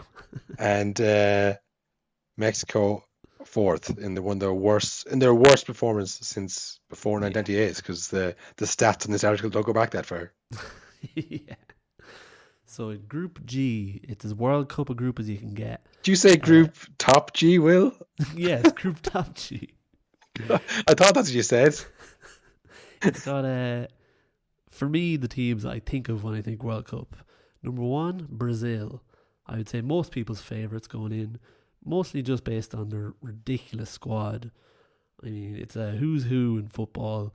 The squad is so good that they've got Alisson and Ederson in goal. They do not. Also, I'm sure they've checked the Irish rule. You cannot have 2 goalies in goal. We've tried. Yeah, they don't need it. I heard they did contact us, but how are you getting on with that petition to get the 2 goalies on the pitch? And they said, we're working on it, but honestly, that's probably not in time for the World Cup. I said, it's okay. We're Brazil anyway. All of the rest of our team are very good. But that's the level they're at, where either one of Alisson or Ederson are on the bench. And who starts? Do we know? What's the going rate there? Alisson is their go-to guy. Really interesting. It's a World Cup of people. Last chances of it's the end of an era with Messi, Ronaldo, and I'm seeing some talk about it being the end of an era for Neymar, who is only 30 years old, so he definitely has another one in him. Yeah, but it's Neymar though. Like, I don't see him being Ronaldo or Messi going on. It's like he's not going to 5 World Cups. He doesn't care that much. So I think he has another one in him, but I would say this is his last as the guy. I honestly, once he starts winding down, he's done. This is the last one. You don't think he's going to go to that? He is going to retire at 33. Just fucked up with it. I'd say 2 more years at PSG. Well, like string of injuries, and go, fuck it, I'm going back to Santos. And then I could see that also. There'll be like, he's playing so well in Santos. Should we get into the World Cup? And he's going to go, nah, forget it, boys. No, fam. But he is one of the players who I feel like there's players you want to see win the big one. I think he's one of them. I think Ronaldo, Messi, Neymar. It'd be nice to see them all have won a big international tournament. But now it's one. I don't want to see Ronaldo win it. I don't give a shit. Well, yeah, that's true. I would say up until a few years ago, maybe. Up until last year, you would have loved to see it. You're probably the team of the year. 20 years since Brazil last won it. 20 years since we were in a World Cup. So their memories are a bit better than ours looking back. But they're due one, I think. They're Brazil. They always win it, is what you'd think. There we go, folks. That's the kind of stuff you come for at the No Nonsense podcast. They're due one, I think. They're Brazil. I love it, man. Tell me this, though. Tell me this. How the hell is Anthony in that team? How is Anthony there and Firmino sitting at home, resting on his laurels? He's a good character. He's a good character. What's going to do? The Card spin tricks? thing. Yeah. But this is the thing. It's not just that they're due one, or that like people have them. Whoa! You careful! Brazil. Careful with the Jew. They're going through a hard time. You can't be saying that. Steady on with that, man. We don't want to. Come on. They're unbeaten in qualifying. 14 wins and 3 draws. They've scored 40 and only conceded 5. So they are flying it at the moment. It's their manager's last tournament. He is retiring no matter what at the end of this one. So I'm not sure if it's the type of manager that they're going to want to, let's do it for him. Or if it's the case of like, let's just get through this, then we'll have a better manager next time. Either or, it's still a big tournament for him. The squad is so good that there was a bit of a controversy over them not bringing Firmino, who I'm sure you saw more goals than Jesus, more goals than Richarlison, more goals than Anthony. But Firmino is like a false 9. Brazil don't really need one. They use a striker. They use Richarlison. And they have Neymar doing all the stuff back there. So, unlucky for Firmino that he's just the man. It's a different manager, different roles. But yeah, they're my favourites. I think they're a lot of people's favourites. But oftentimes the team that is the major runaway favourite usually lets you down. Something happens. It's rare that the one you expect gets it done. Well, I don't know about that, to be honest. But, I think Spain are pretty heavy favourite going into the World Cup when they won it. Yeah, but most of the time. Then that time Brazil won it, they were unbelievable with Ronaldo. Cameroon! They've only missed 2 World Cups in the last 40 years, which is a ridiculous stat. But they've not made it out of the group stage since 1990. Damn. So they're trying a long time, but they're always there. And I don't know, for me, for some reason, I'm assuming it's just the Irish game back in the day. But when I think World Cup, Cameroon are one of the first teams that comes to mind. They're That's probably are lucky to have made it this time, though. They qualified with a goal in the 124th minute of their last qualifier game. So 4 minutes into extra time, last kick of the game. Chopper motor, Choupo-Moting, put one by. Again, he's their main one of my man favourite running going bits that we just get that guy's name wrong every time. I love it. So he's like their main man. And look, he's flying it. He's doing well at Bayern.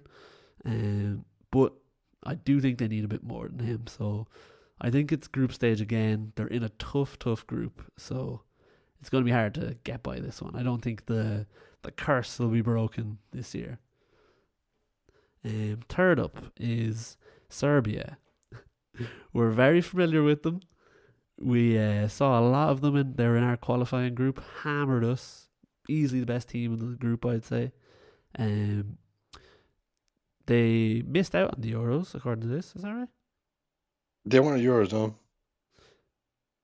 Oh, yeah. That's right. I was trying to think, is that right? And it also says never qualified for a World Cup since they were Yugoslavia. Holy shit. Well, they're going well now. Right. Yeah. But they've turned things around if that is the case, because they're flying it now. And I think they're a team that'll surprise a lot of people. If you weren't in the Ireland group or you weren't watching the Ireland group, you might not be familiar, but they are really, really a great squad. Play really well. Their manager's very good. They've only lost 3 of 20 games since he came in. Front 4, all the Viches, Jovic, Mitrovic, Tadic, Vlahovic. Great players. Team that's going to do very well with a lot of new blood. It's a new era for them. A lot of the generals of the past are gone. Matic, Ivanovic and Kolarov all retired. So it's a new dawn for the team. A lot of young blood in it. And yeah, I think they're going to go far. Don't think they're going to win it, but I think they'll be a surprise package for a lot of people. Right, and the final team in the group, we've got Switzerland. A team that it feels like are always in every single international game you How ever do they watch. fucking do it? They go through Europe. They don't have an easy qualifying round ever. No. They always like second seed as well. They always have like a Spain or a Germany in the group, but they just always come through. They just manage it because they have a very, very good team, especially at the moment. My first note here is just Xhaka. What Xhaka turns up? Who knows? Because now it's flipped on his head. Normally it's bad at club, good in international tournaments. Now he's good at club. Will he be amazing? Or is it time for the spotlight to get too big for him? It's tough for Arsenal fans, I have to tell you, because he's an emotional man. You want, like, say at the Euros, he had this, like, they beat France and they went far, and then they kind of had, like, a courageous loss. So he probably felt pretty good about himself. Yeah. You might say, I want them to go out early so Shaq doesn't get injured. But he would be depressed out of his mind going out the group stages. He'd be like, this was the chance, man. Like, there wasn't. But, like, he'll think that, So you want to go out on a high, but not go too far and get injured, Yeah. You do. It's been a while since he got, like, a silly red card or anything like that. Oh, man, he's been unbelievable this year. Since I dogged him, he's just, proved me wrong time and time again, week in, week out. They've got a great team. It's not just Xhaka. They've also got Jan Sommer in goal. Had a great Euros. Saved the infamous Mbappe penalty. Yeah. They also have Akanji, Fabian Schär, Xhaka, Mbolo, Zakaria, and the barreler Shaqiri. So they've got a lot of names. Shaqiri is your list of also good players. Come on, man. What year is this? It was more that I saw his name and I said, wow. I forgot he is still on the team. Wow. This is honestly, I forgot to mention this. I think before a few weeks ago, I said, well, Brazil are good, but we'll see how close Thiago Silva is to the team, and that'll tell you how good they are. That's the same thing with Switzerland. If Shaqiri's anywhere near that starting team, that's a real sign of, okay, that's a weak spot right there. Yeah. So that is Group Top G. And I would say it's going to wrap up with Brazil, Serbia, Switzerland, and Cameroon. And maybe next time Cameroon with this. You get there every year, though. That's pretty good. We don't get that. Yeah. I remember they had those cool sleeveless jerseys at one time. Yeah, they always get nice jerseys. Pretty sweet. Yeah, they have a pretty good deal. The Carol colours. Yeah. Now my final group. Now I play my final group. Otherwise, it turned to Yu-Gi-Oh! Themed all of a sudden. But the Socceroos, Australia.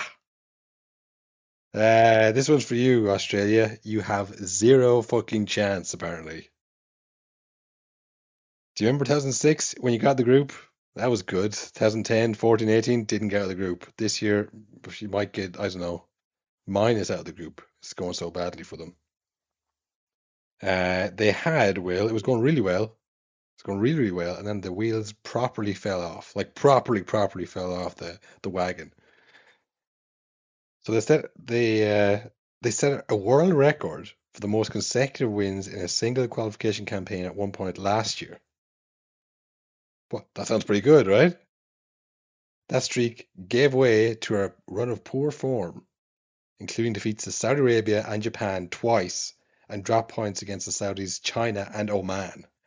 So that put them away from like a nailed-on top of the group finish to the qualification spot, forcing them the last possible chance to get in a playoff. It's they played 20 qualifiers over 1,008 days before finally sealing their place in Qatar, with an intercontinental playoff against Almiron's Peru in June of this year. They only qualified for this in June this year after extra time and penalties.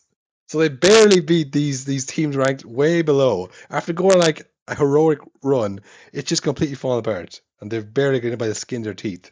Players like Mark Verduka and Harry Kewell, long since come and gone, Will.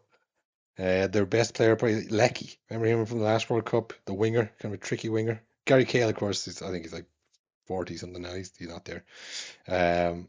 Look, they're not really going to do much on the pitch, but they have been very vocal about Qatar. They released that video talking about LGBTQ rights and all that stuff a couple weeks ago.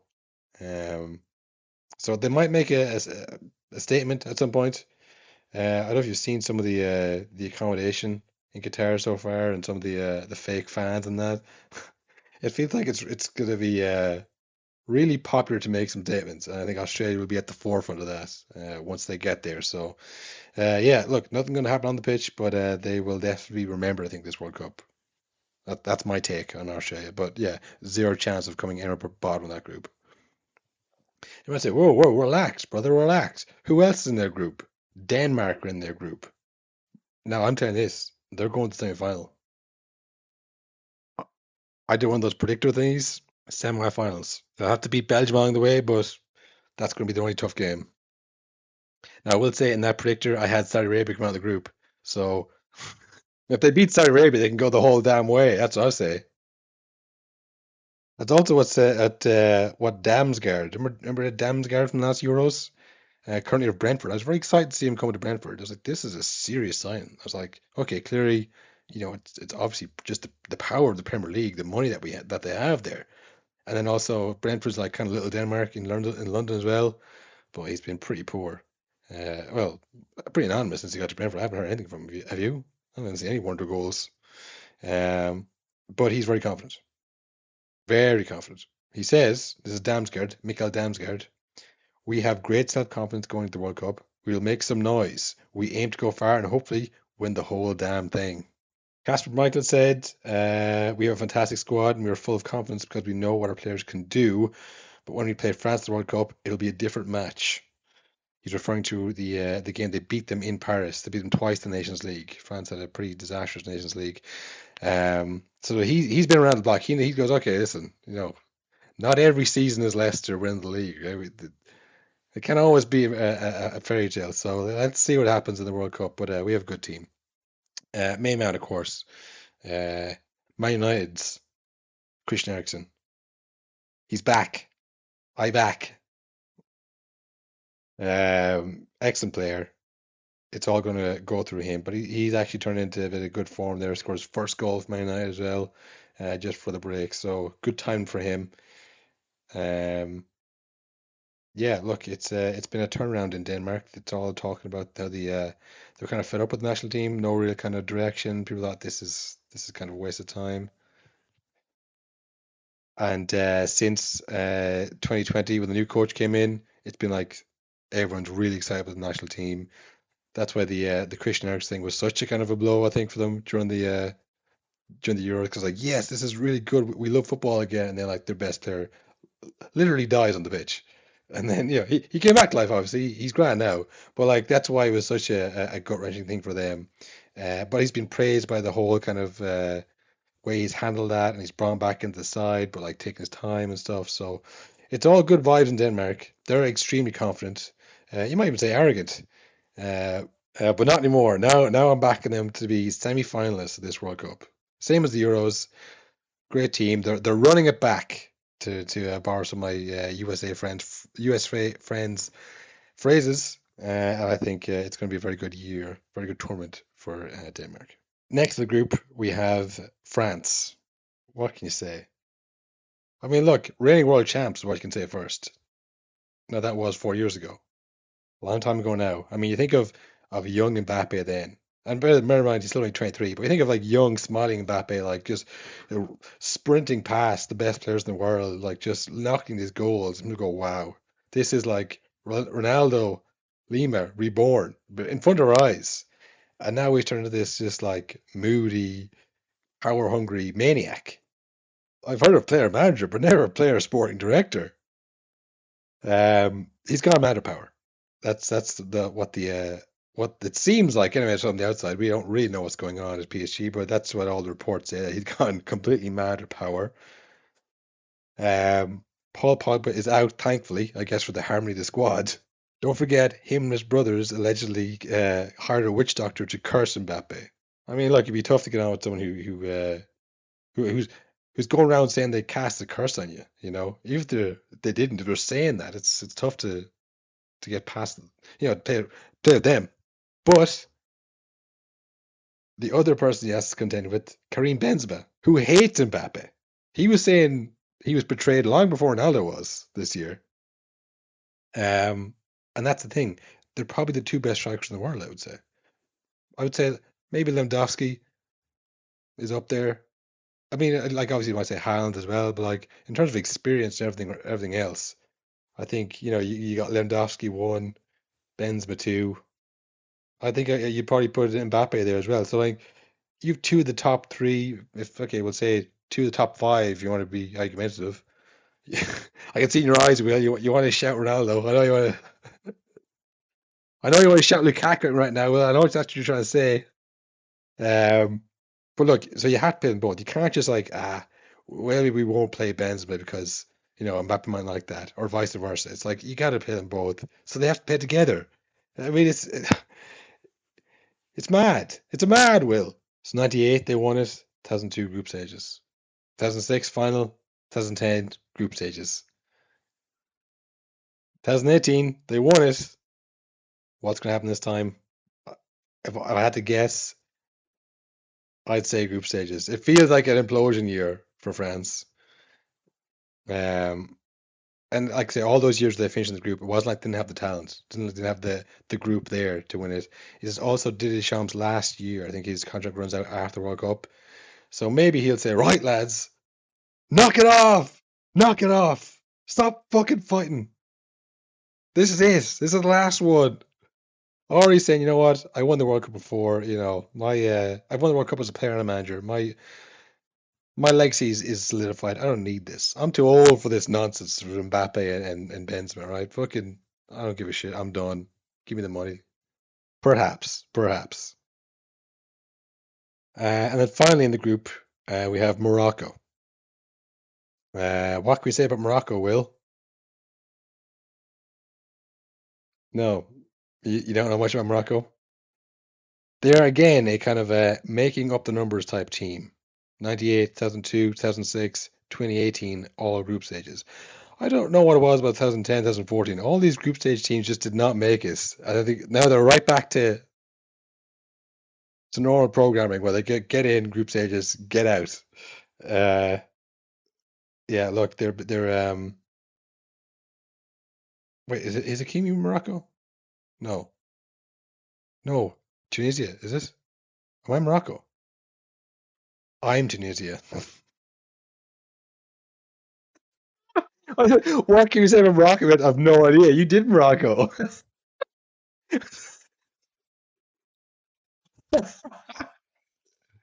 You don't listen to a word I say, Will.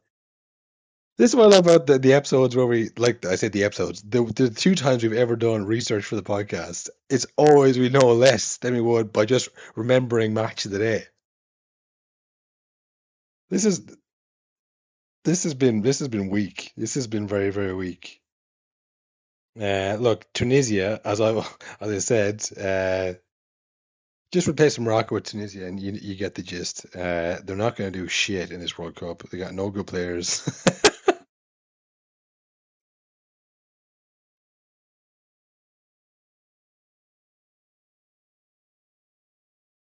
No, look, this is my last team. So I just fucking just read this very quickly. I didn't read the Tunisia one. Obviously, I've said Morocco.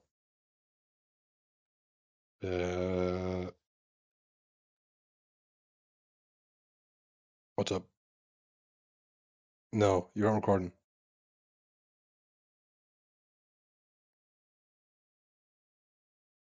No.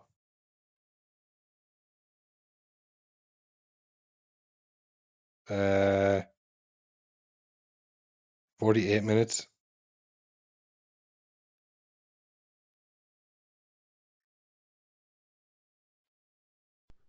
Yep.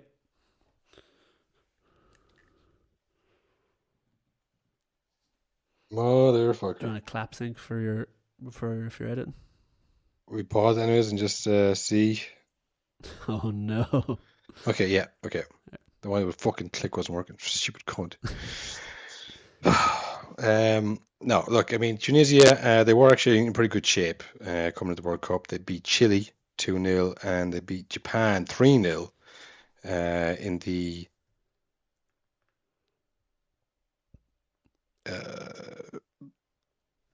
Kirin Cup in Japan. So Japan were even the hosts, and they beat the pants off them. Their last game was against Brazil, which lost 5-1. Fair enough. No shame in that. But look, it's a tough group. I think if I had to guess the group outcome, William, Yes. I would say Denmark number 1. Yeah. Denmark number 1. I would go as far as to say France number 2. Ooh, they make it out of the group stage. They break the curse. No, fuck it. I'm going to say Denmark 1, Tunisia 2 after me dogging them. Australia 3. No, France 3, Australia 4. That's how it's going to go. Pretty fair, I think. So the final group, Group H. Some interesting characters in this group, I would say, is the best way of explaining it. Up first, we've got Portugal, the Ronaldo show, The Ronaldo show. Could you imagine a worse time to make things all about yourself and very controversial than right before an international tournament? Your last one, probably. Yeah, it's all leading up to this. Yeah. It feels Ronaldo. Do you think this is what it was really all about? That this was kind of in the back of his mind, like, oh fuck, this is the last chance. Yeah. I mean, look, he was definitely about the World Cup because he wasn't playing all the time. Yeah. And he felt that he had to be playing all the time. That's how he's always prepared for these World Cups. So you don't want to change your preparation, you know. You want to be playing all the time. You want to be banging in goals. You don't want to be like, now I'm on the bench and I got to go to Portugal and I'm going to play. Or worse, you go to Portugal and go, well, you know, now you're kind of a bench player, so you go on the bench now. You're it's like, oh, no. I'm not going on the bench for my last World Cup. Yeah. So, I mean, he's made it all about himself. All the talk. Even, I'm hearing more Ronaldo talk than World Cup talk over the last few days. He has really played a blinder in making it all about himself, to be fair. But that comes with the added pressure of now everyone's watching him for a different reason this time. Normally in international tournaments, it's like, oh, how good is Ronaldo going to be? Now it's like, how good is Ronaldo going to be now? Yeah. All eyes are on him. The pressure's on him. All eyes are also on their manager, Fernando Santos, who's been criticised heavily over the last few years for just not making the most of this Portugal team at all. They not that great to watch. We saw them in the qualifiers. We nearly beat them, and then I think, did we draw with them? Or what was the second result? I know we were robbed of one. We drew with them. We drew when we lost. Yeah, and we should have won the one we lost. Remember, that was the one with Ronaldo being paused with the ref. Do I remember? I'll never forget it. Fucking robbed. The ref laughed in our face. Yeah, exactly. So we've seen Portugal. We saw them at the Euros also. They were disappointing there too. This is their manager's last tournament, I think. He's I don't know if he's officially said I'm like leaving after the tournament or if the media have decided you're finished after this, pal. Like, it doesn't matter what happens. But I mean, that 2016 Euros was a long time ago now. But when you think back on it, like, that was insane. Yeah. How the way that worked out. Like Wales, obviously, that we were top of their gold generation before, but the fact they got the semi-final. Yeah. And Iceland, you know, they beat England. Yeah. England were so bad. Like, there's so many teams were so bad. And, like, Portugal won that, but no one's going to remember, oh, well, it was a bad tournament, actually. It's like, hey, they won 2016 Euros, and your man's been living off that ever since, seemingly. Exactly, yeah. And it's a shame because I'd say they have probably the best squad, but they can never get it together. Like, they have Cancelo, Ruben Diaz, Paulinho, Ruben Neves, Bruno Fernandes, Bernardo Silva, João Felix, Rafael Leao, Ronaldo, obviously. Pepe is going again. Like, it's an unbelievable team. Diogo Costa in goal, who's like one of the brightest goalkeepers. But again, they just can never seem to get it together because it generally tends to turn into the Ronaldo show, which, as we've seen, is tougher and tougher to play the parts for, if you know what I mean. Like, it doesn't fly anymore. They barely got through the playoffs, through the qualifiers, like we said. They had to do a playoff game, which they shouldn't have had to. They gave up against Ireland for some weird reason. Do you want to know a good, interesting tidbit of the week? Not really a stat. So, the three other teams in this group are... go on then. South Korea, Ghana, and Uruguay. In 2002, 2014, and 2018, those were respectively the three last opponents Portugal had before they were knocked out of those tournaments. So they've got a lot of scores to settle. Wow. So all these teams have knocked out before. So every team in this group has knocked Portugal out in the past. Now, the Portugal Revenge Tour. I love it. Exactly. Now, I do think one of them might have been like in a group stage and it was the last game in the group stage they played. But I'm pretty sure South Korea knocked them out and Ghana knocked them out like proper. Dildo, that's like us being in a group with Germany, Austria, and Denmark. Yeah. We're like, oh, these fuckers. Yeah. We have history with them, and they're like, who are you, man? Like, I don't even remember you at all. So, I do think Portugal, they'll do okay. I think they'll make it out of the group stage, but I don't think they're going to set the tournament on fire. And I think Ronaldo's one last chance kind of goes out with a whimper instead of the big dramatic ending he was probably hoping for. Well, big question, will he make your team of the year again if he doesn't make it out of the group? Maybe like out last of respect. Up next is, I think, probably my favourite team coming into this World Cup after reading up on them. Ghana. They've got a lot going on, let me tell you. Hell yeah. So they've got the likes of Brighton's Tariq Lamptey, Bilbao's Inaki Williams. What? They got them to switch switch. for Ghana, did they? Oh. Yeah, they got them to switch to Ghana. So there's two good players. Inaki Williams, you always hear about him ripping it up for Bilbao. He has that weird record where he's like, I don't think he's ever missed a game for them, or he's never been injured. Like, he's so consistent and reliable. They've also got a controversial figure in the midfield, Thomas Partey. He's going to the World Cup. So they've got good players. But their manager is where it gets very interesting. He is what I'd describe as Ole Gunnar Solskjaer-esque, because when they were eliminated from the African Cup of Nations this year in the group stage, and they faced the prospect of a World Cup qualifying game against a much tougher Nigeria, things were looking bleak. There's no chance we're going to the World Cup. So they sacked their manager. They sacked Milovan Rajovic, and they handed the reins to former international player Otto Addo, who at very short notice was a serious gamble because he has no senior experience in management. He's a youth coach at Dortmund. So little experience, in fact, that he kept being a youth coach at Dortmund, expecting this is only going to last a week. They managed to beat Nigeria in a game everyone, it seems online, said they absolutely should not have won. Oh, controversy again. Now, you might think, perfect, we did it, we're going to the World Cup. Now let's get things in order, get a new manager in. They said, no. Otto, you did it, you're sticking with us, pal. So Otto is going to the World Cup. But it's not all rosy, because since they won that game in March against Nigeria, they've only won 2 out of 6 games. Those games were against Madagascar and Nicaragua. In between, they've drawn with Central Africa and Chile, and they got beaten by Japan and Brazil. So things aren't looking too well. So you're thinking, okay, we've got through all the games. Otto's not looking too good. Yeah. We need the Ghana FA to help us out here. So people were pleading, do something. Let's make a change. So Ghana FC said, right, we've got a plan. No, we're not going to change the manager. What we're doing is we're declaring 2 international days of prayer and fasting before the World Cup for us to literally pray for a miracle in the World Cup. By law. Nice. By law. Legally enforced miracle. I love it. So Otto Gunnar Solskjaer. Otto Gunnar Solskjaer. Otto's at the wheel, Kyle, and all prayers be to the Most High. I'm rooting for Ghana in the World Cup. Nice. Yeah, a team to watch. Crash and burn, it sounds like, but definitely a team to watch.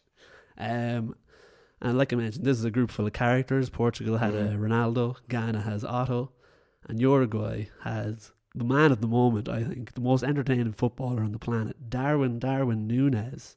Is this analysis of Uruguay going to start with an apology, a grovelling apology to Darwin Núñez, who has been...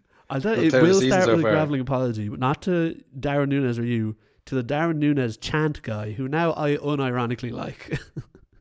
The chants get more complicated, they get like more ridiculous, and I'm in now.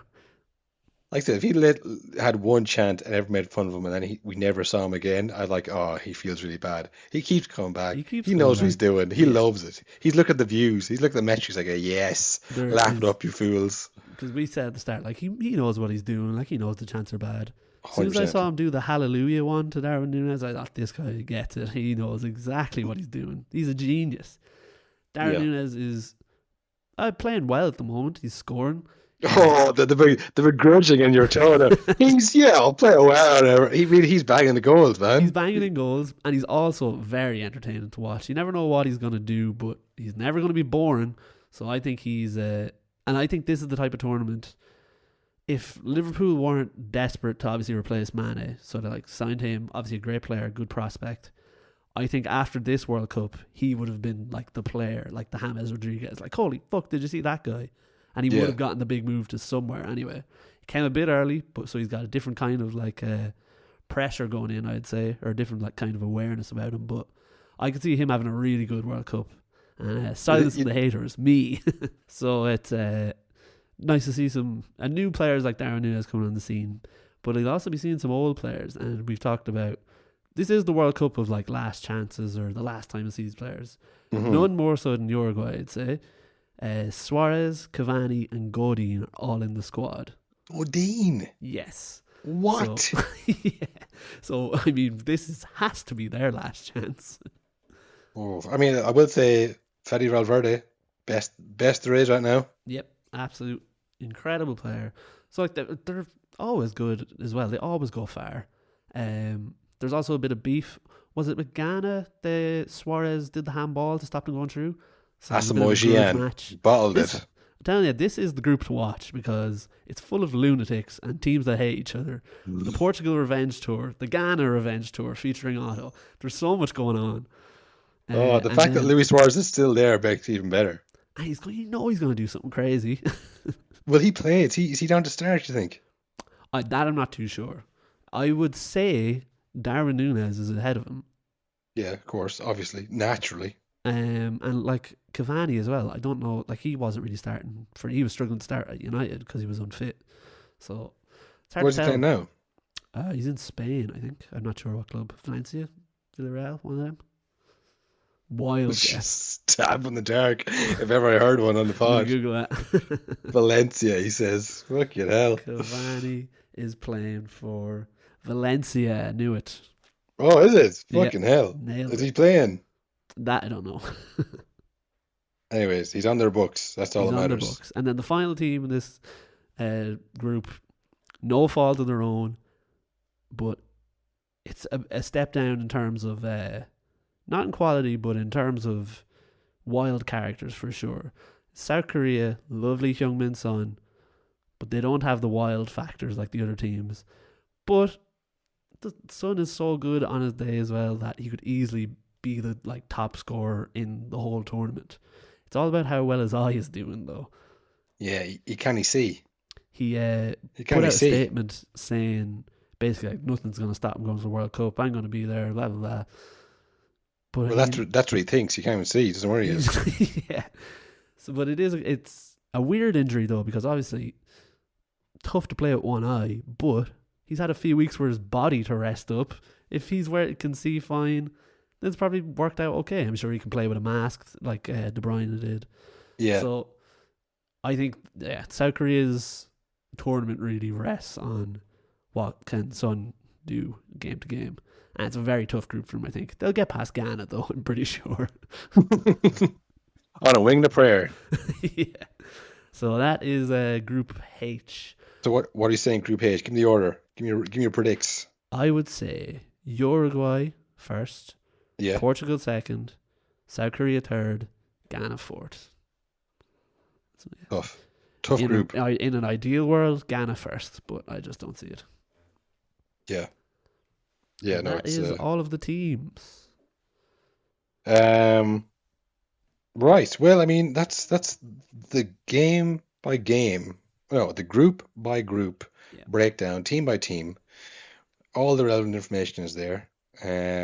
Bet the house in Argentina, as I'm saying. Will, you're saying Brazil, but Brazil, while we're at it, Will, let's have some overall predictions. Let's have some outrights, shall we? Yeah. Overall winner, you say Brazil. Who's your player of the year? Player of the year. Of the tournament. The player of the tournament.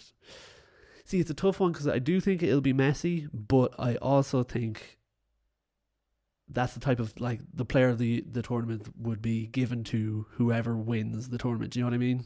Like it's tough to win it if you're not the winning team. But I see Brazil getting past Argentina, so I do think Messi though. That's my pick. But he'll have to have obviously an amazing tournament to do that, I think.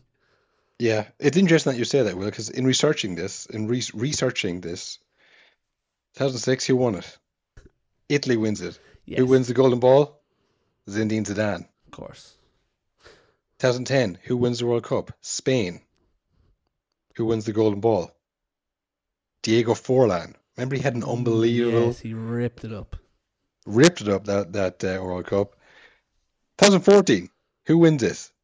Germany. Who wins the Golden Ball? Lionel Messi. 2018. Who wins this? France. Who wins the Golden Ball? Luka Modric. So since 2006, the winning team has not had the Golden Ball winner. I'll tell you why, Will. Because since about 2006, the game has come so far and about systems and it's about a collective. You know, the team with the best player, you know, before it was the best team, the best players, superstars. That Italian team 2006, lots of talent, but like a well-oiled machine. Same with Germany, same with Spain. France had so much talent all over the place, you couldn't give it to one person. I think Mbappe won the Young Player of the Year. Maybe would have given it to him. But the trend is the best well-oiled machine, Argentina, will probably win it. The best individual performance, Neymar. I can see that, yeah.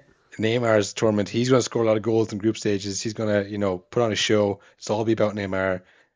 Messi won't win the golden ball or the golden boot, I don't think, but they'll get there. He'll get 2-3 goals at most. They'll win the whole thing. He'll go away with the medal. Neymar will go away with the golden ball, covering his own tears. I can see that, yeah. Interesting, we both have opposites. Well, you know, mine is just that's the way I'm thinking. You know, I don't see a lot of other teams now. Again, like no one probably saw Diego Forlan coming in 2010. Yeah, I mean, after especially any of my Man United fans had the Depay effect. Like I've seen him, he's not that good, no chance. So look, maybe it's Depay. Depay is the one who comes and gets you know, the Netherlands semi-finals with 7 goals. It's like holy shit. But I don't see a team winning this in this day and age, getting the Player of the Year, unless it's Messi, because UEFA does love Messi. That's the thing, yeah. Messi. Golden Boot, the most goals. Now this is all about the group stages. Let's be honest. Yeah, that's what I was thinking. You get 3 in the group stages, you're halfway there. See, I think it could be Harry Kane because he doesn't miss penalties. Yeah. This is the year with like obviously VAR is at it, so there will be more penalties than was there VAR at the last World Cup? I do not remember. I don't think so. You know what I mean. Anyway, he'll have chances like that. Yeah, I think Harry Kane always does well in international tournaments. We make fun of him for bobbling in goals off his shins and stuff, but he's still there to do it. Yeah. Again, Harry Kane, like say, in Russia, 2018. James Rodriguez famously in 2014. But he scored goals at the whole thing, and he scored some cracking goals as well. Yeah.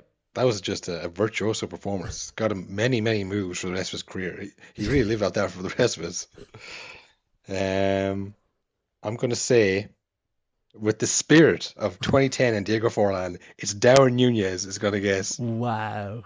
Top scorer in the World Cup. He is the Uruguayan Haaland. That would be amazing, I think. You'd be sick, wouldn't you? What an arc that'd be for him. In the space of 14 game weeks. What an arc. Yeah, fuck it. Darwin Nunez. That'll be the top scorer. And then just for your dark horse then. Who's your dark horse, Will? Honestly, I think I convinced myself reading it. And again, it's tough to say dark horse because I can't see him winning it. But I do think Serbia are going to be the surprise package that... That's like a good dark horse. That's good. Like Russia at the last World Cup got very far. Obviously, they were for different reasons, but still, like that type of thing where they just kept going and going. And it's like, all right, this game, nope, they get by. I could see Serbia doing that this year. I'm going to say, again, you might say, well, they got the semi-final of the Euros, not really a dark horse, but I think Denmark. Yeah, I think they're going to go far. Yeah. But I think they're going all the way to the semis, and they're going to be run very close, and we go, wow, did not see that come. So I'm saying Denmark, dark horse. The young player tournament, I mean, that's always just bullshit. Like, I mean, it's impossible to pick. Like, Mbappe is still very young. No, I don't mean in terms of the eligibility. I mean in terms of, like, you never know. Yeah. Like, you just, it's very hard to tell. If you go through the young players lists at the World Cups, it ranges from, like, Johan Cruyff to, like, players you've never heard of. It's like, yeah. I mean, at the Euros, it was Pedri. So it's always a team that does well. but doesn't win it, and their youngest player, because the team that usually wins it doesn't have a young player playing. Yeah, exactly. Now, like I say, if Vinicius is playing, that's a good shout, but I don't know. I'm not even going to bother calling him because like it's impossible. Remember Renato Sanchez won the 2016 Euros? Yeah. Like, these young players can just have a great tournament out of nowhere, and then it's like, yeah, okay, no, I have no idea where that guy went. One final thing, I suppose. This hopefully will come out Thursday. World Cup Fantasy. If you haven't joined it, join it. It's in the description of this podcast. Should be in the description. The link. Just click the link. It's free of charge. You join up. You win it. You get a jersey of your choice. Yep. But also, if you beat the No Nonsensatron, which I think we mentioned in the last episode, you go into a draw to win a jersey of your choice as well. So definitely worth your while. It'll be a lot of fun. We'll talk about it every week on the pod. You might get a shout out if you want. So yeah, be sure to join that and enjoy the Qatar World Cup in all its glory. Yeah, like we're all ready to. I'm flying there now. Was there anything else, Will? Anything else? Any admin stuff before the World Cup? No, I think that'll do it. I don't think there's anything else needed. The only story I did see, we were talking about Ivan Toney. Oh yeah, I did see that. But we finally know why he has his fingers in his ears. Yeah. He said, "I'm not listening to the gambling rules surrounding professional sport." 240. How many times? God damn. There's breaking the rules. He's not going to the World Cup. I was about to say the same thing. I mean, Gareth Southgate, for all the flack he gets, he fucking knew about this. He was like, yeah, I'm thinking Ivan Toney. When he gave his provisional squad to the FA, he went, actually, Gareth, a word, I think, to save the team. We have a SWAT team on deck for Ivan Toney, so I wouldn't be putting many squads for your team's sake. It's funny, remember the alleged Arsenal player was like, oh, he got a yellow card on purpose, and it was like a scandal. I never came out who the player was. Ivan Toney might have done that 243 times. Remember Kieran Trippier? I think his brother bet on one of his games or something. Put the house on it. I'm going to Madrid. That was less, like, that wasn't 200 times. That was like a bad tweet. It was just like a. He did say, though, his brother asked him, he's like, is it alright if we back that? And Kieran said in the message, yeah, go for it. Again, maybe he thought, like, would you put money on that? If I was you, I would. And then he went, oh, well, legally, of course I wouldn't. But yeah, no, this feels like it's a little bit different. And hey, you talk about Darren Nunez's arc. What an arc Ivan Toney has. The complete opposite. It's like, he's going to Man United. Nope, he's never going to play again. He's going to be banned from the sport for life. Honestly, that is nonsense. Nonsense. All nonsense. But listen, I've been on that road before. They're imposters. So I think to ask me, for my opinion, a little bit unfair. But in between that, there was drinks. Why are you talking rubbish?